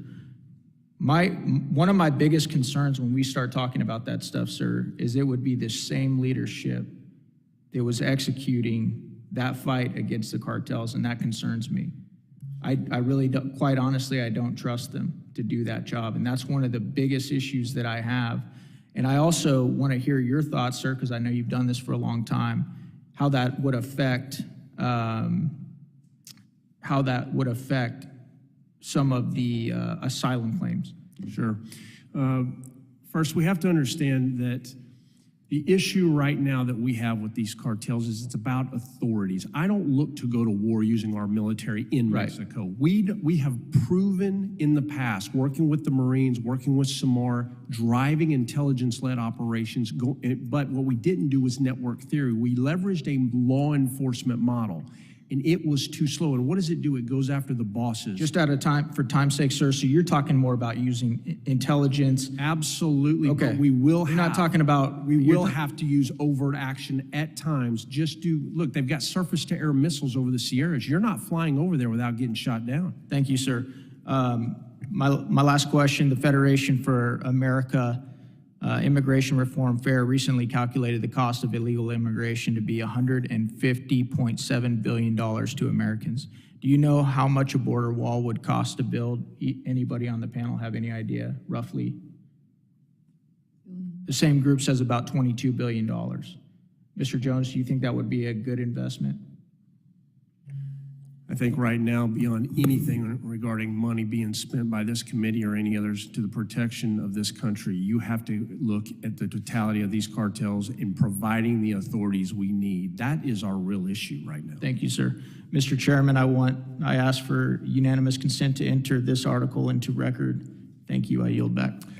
Without objection, the article's entered. I now recognize Ms. Green for 5 minutes from Georgia. Thank you, Mr. Chairman. Human trafficking is a $150 billion a year industry. In 2021, Georgia had one of the highest number of cases per capita that were reported through trafficking hotlines. The northern area of Atlanta is well known. It's one of the highest places of human trafficking, human sex trafficking of women and children. Women and girls represent approximately 71% of all trafficking victims globally. More than 90% of detected female victims are trafficked for the purpose of sexual exploitation. Approximately 1/3 of all human trafficking victims are children. This next sentence is hard to even read because it's our country. The United States is one of the top destinations for human trafficking and is among the largest consumers of child sex. The average age of entry into the commercial sex market is 12 years old. In the past few weeks, there has been a lot of controversy about a movie called Sound of Freedom. And I can't understand why anyone would say anything negative about a movie that's trying to expose child sex trafficking, especially when it involves our United States border. Ms. Vaughn, can you tell me, is it a conspiracy theory? Is child sex trafficking a conspiracy theory? It is most certainly not a conspiracy theory. It occurs far too much. I have met with and hugged survivors and heard what they have gone through, and to refer to it as a conspiracy is an insult to what they have endured. Is our border a serious issue? The fact that our border is open and the amount of people coming across our border, is that contributing to child sex trafficking? It is most definitely contributing to the problem of not only child sex trafficking, but forced labor and domestic servitude and debt bondage, as we've discussed today. Is our current administration's border policies contributing to child sex trafficking? They are certainly facilitating it, yes. So it's happening with more frequency as a result of the loose policies at the border and the lack of enforcement, frankly, in the interior of the country as well, that would help rescue some of these survivors and, or at least turn them into survivors as opposed to victims. Thank you, Ms. Vaughn. Fentanyl deaths are at an all-time high. 300 Americans dying every single day from fentanyl. Having a top government official on the Mexican cartel's payroll helped the cartels operate with impunity, moving tons of drugs around the world and make billions. It costs the cartels as little as 10 cents to produce a fentanyl-laced fake prescription pill. 10 cents. And that is sold in the United States for as much as $10 to $30 per pill. Mr. Maltz, with your experience in your career in the DEA, is the amount of fentanyl coming across our border, is this an all-time high? Yes, I mean, this is the greatest drug threat we've ever faced in the history of the country, but I want to add that it's really not a drug. It's a chemical weapon coming out of China, just like the K2, the spice, now the xylazine that is rotting people from the inside out. This is deliberate, in my opinion, my expert opinion from all the years of doing this. I lived this nightmare starting in about 2008, and then fentanyl started coming in around 2012. This is deliberate, and I would say, based on my experience, it's like, just like the Afghans used to say, selling heroin to the West is a jihad against America. Well, for China, they're undermining, they're destroying our country, and they're sitting back using the Mexican cartels to do the dirty work. I agree with you, Mr. Maltz, and I believe, and I would ask your opinion as well, with the Biden administration's policies allowing the Mexican cartels to traffic the amount of poison fentanyl that's coming across China, it seems to be, it's not negligence. It's not that they don't know it's happening. They know it's happening. It's hard to deny 300 Americans dying every single day from fentanyl. But would you agree that the Biden administration's policies is helping the Mexican cartels traffic this Chinese poison fentanyl into the United States of America? Absolutely. I mean, you look at this little boy, 3 years old from Kentucky, and this is his mother in the coffin here with the kid because of fentanyl. And it's happening every day all over the country. I deal with the families, I know, and that's really sad. And it's very sad that the current administration overturned strong Homeland security policies that kept us all safe. That's my passion. I mean, I can't believe this is happening to this great country. I agree with you, Mr. Maltz. It seems that border security should be our utmost important issue that we're working on, not only to stop child sex trafficking, human trafficking, but also to prevent the poison of 300 Americans a day. Thank you, Mr. Chairman. I yield back. Thank you. Gentlelady yields. I now recognize Mr. Garcia for 5 minutes. Thank you, Mr. Chairman. Just want to also to be clear, just to review for the hearing, Democrats want to solve drug trafficking. We want to solve human trafficking, and we certainly want to solve any sort of arms trafficking which funds the cartels. What we don't want, and what some on this committee are hell-bent on doing, is we don't want to demonize or scapegoat immigrants, refugees, and people that need the most help. We're interested in real solutions, not going along with Republican attacks and the crusade to launch fake impeachments of Secretary Mayorkas for political gain. Now, I do have I want to start with a question. Now, less than a year after the Tree of Life massacre in Pittsburgh, which we know killed 11 worshipers, a terrorist shot up a Walmart in El Paso, killing 23 people. Like the Tree of Life shooter before him, the murderer in El Paso believed he was fighting in a war to end, quote, Hispanic invasion of Texas.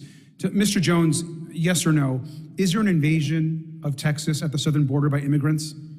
No, sir, we are now in a new phase. We are a nation overrun. Or a nation overrun, no longer an invasion. You don't believe there's an invasion going on? I'm saying we're even beyond an invasion. Okay, because you yourself, sir, have on Twitter and on numerous occasions said that there is actually an invasion that's being caused by the U.S. government, similar to the same words that have been said in this horrific shooting. And so I just want to know that words actually cause impacts and can be quite dangerous here and across the country. Our country needs responsible leadership. It needs border security. Of course, Democrats agree with that. And I also want to know, just to clarify the record, that more than 90% of hard drugs such as fentanyl enter the U.S. through legal crossings at ports of entry, which continue to be forgotten over and over again. Democrats have increased funding for ports of entry in the government funding package last year, which Republicans, of course, overwhelmingly opposed. And so we keep hearing over and over again solutions that are not serious, which is why we never seem to discuss treatment programs here in this committee. There's no answers to how to improve access to health care or tackle the mental health crisis that's happening in our country. We just keep having the same Groundhog Day hearing over and over again, blaming migrants for a drug crisis that continues to replay itself hearing after hearing. I want to just real quickly just go down the list and ask each of you yes or no for each of you. Yes or no, solving the fentanyl crisis must involve addressing not only the supply, but also the demand that's coming from the United States. Mr. Jones, is that correct? It is, and also we have to remember where the demand is being. So just a yes or no, so yes. Thank you, sir. You have to remember what the cartels have done now. Sir, this is my time. I just asked you for a yes or no. Yes. Thank you. Ms. Vaughn, is that correct? Well, when a Do we have to also ingest demand? fentanyl that they think is Adderall, I wouldn't call that displaying demand. So you would not agree that U.S. demand is not part of the fentanyl crisis? No, I think it is part of it. Thank you. Mr. Maltz? Absolutely, demand is a disaster right now. Thank you. And Ms. Bilal-Brown? Yes. Thank you. Second question, just a yes or no, please. Mr. Jones, have you ever received a direct order from the president to stand down or open the border?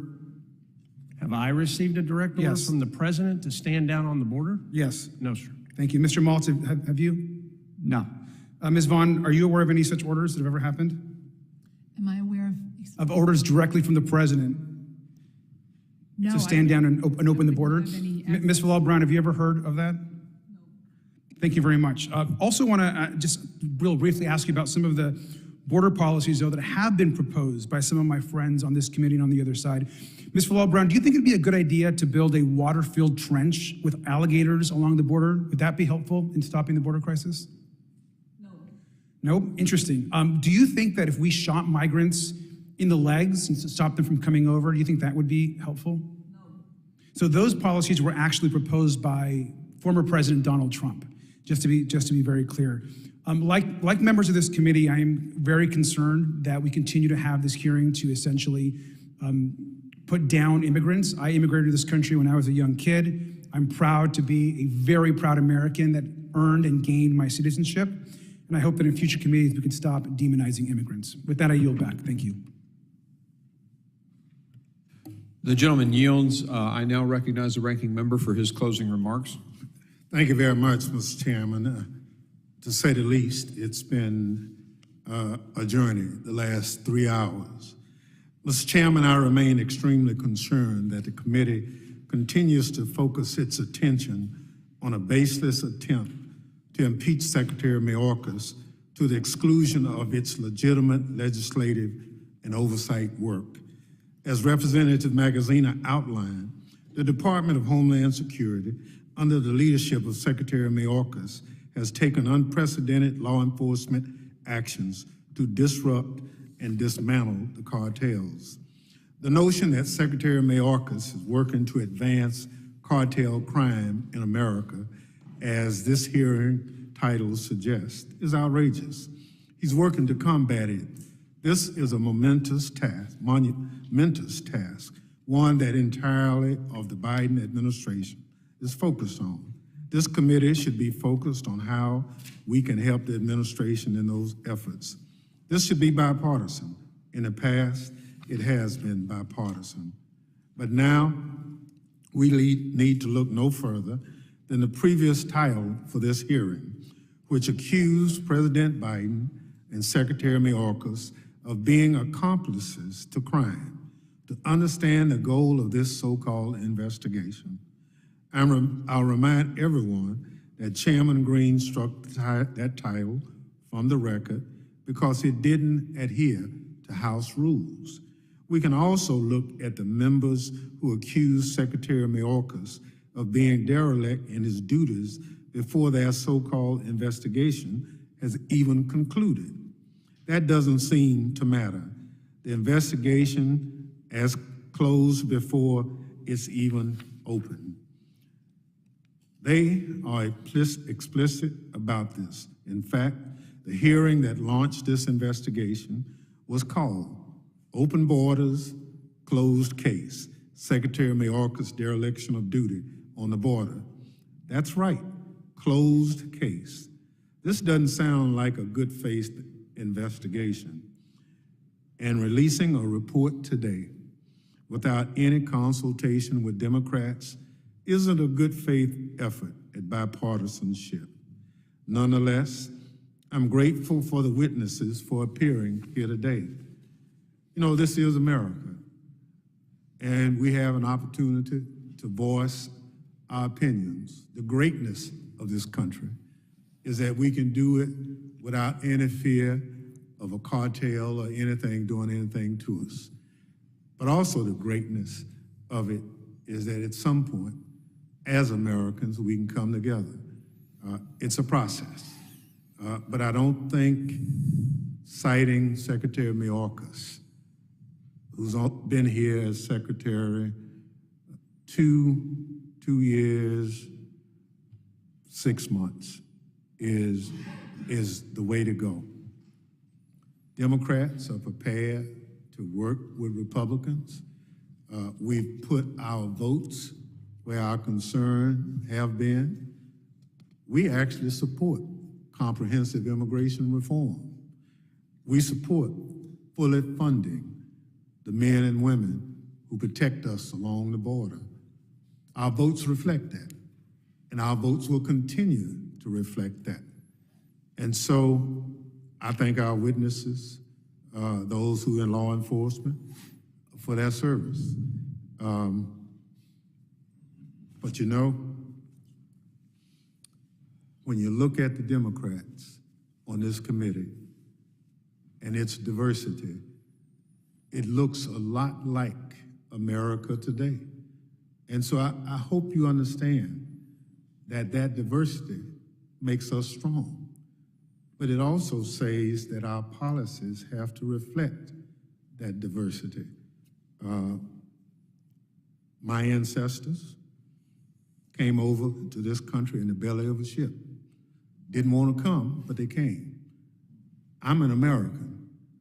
I only know this country, and I'll defend the right for what we do in this country, and for others who used to come because we invited them to come, because we were the shining star. Now, for whatever reason, we've decided that we don't want anybody else because we have enough. I reject that notion. Sure, comprehensive immigration will get us there.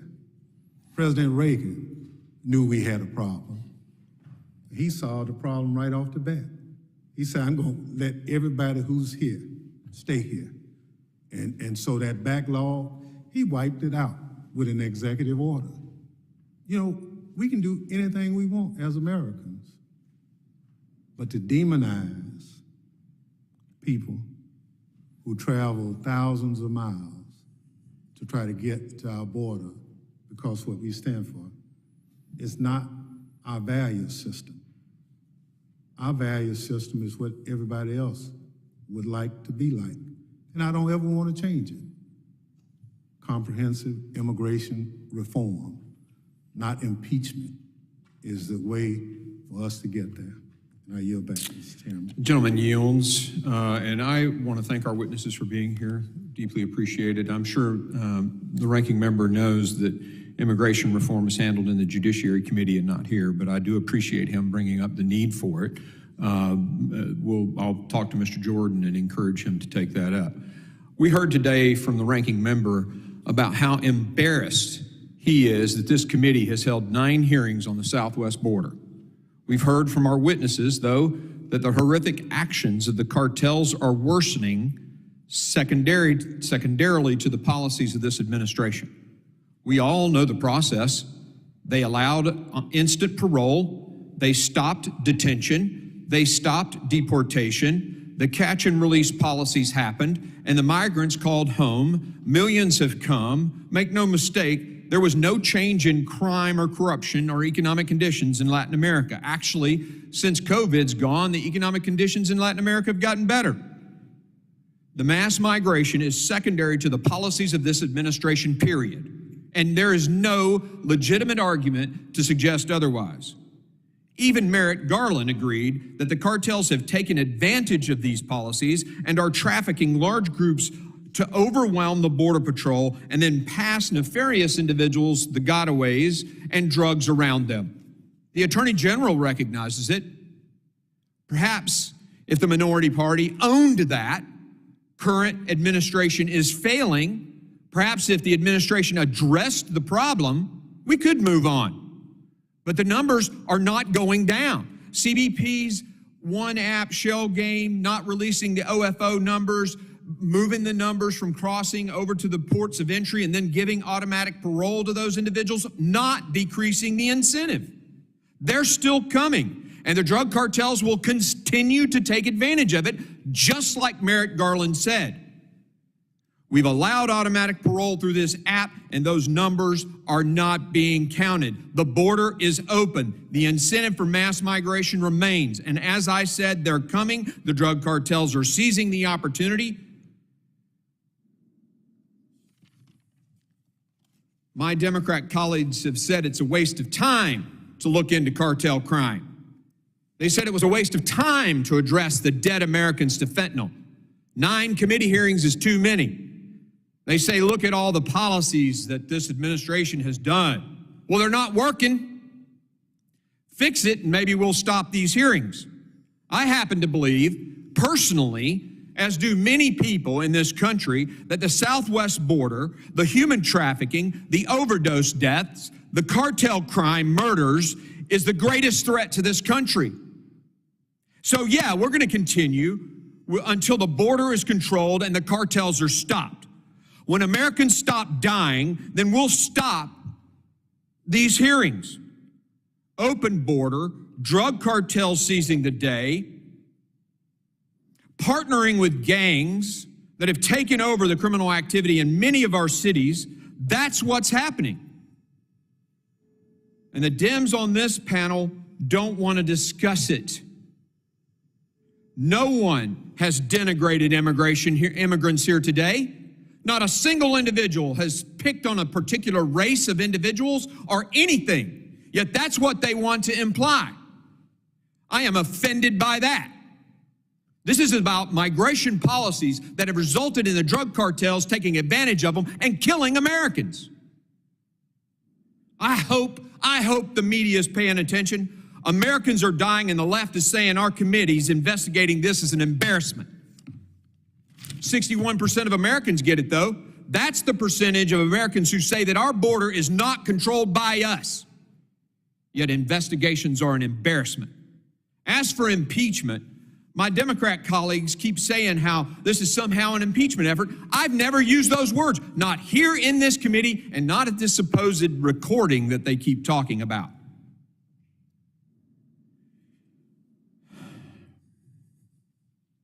They also say that somehow this discussion is racist. It is not racist to say we have a problem at our southern border. It's not racist to say that the cartels are seizing this opportunity of our open border and the automatic patrol and the mass waves of people who are coming. It is not racist to say that. The only reason they bring up that it's racist or that we're trying to impeach or it's some kind of dog and pony show is because they can't tell you that Americans aren't dying. They can't say, oh, look, the numbers are going down on Americans dying due to fentanyl. Look, the drug cartel crime is going down in America. They can't make a valid argument against those facts. And so they say we're racist or imply that we're racist or that we somehow or have some game here or that it's embarrassing that we've had 9 committee hearings on this. Well, I'll tell you when the committee hearings will end. They'll end when this administration starts fixing the problem. They'll end when the White House recognizes that their Secretary of Homeland Security isn't doing his job. That's called a dereliction of duty. That's when the hearings will end. It is the job of this committee to get to the bottom of what's going on, and we will do it. The Democrats are on record. They think this Homeland Security Committee's investigation of the border, the oversight of the border, is embarrassing. They don't want these hearings because they don't want the light shined on what's going on. The decisions made by this White House and the DHS Secretary. Well, like I said, we will not stop until we get to the bottom of it and the problem gets fixed, period. Again, I thank our witnesses for being here. And as I said, this doesn't end these hearings, but it does end this one. The committee is adjourned.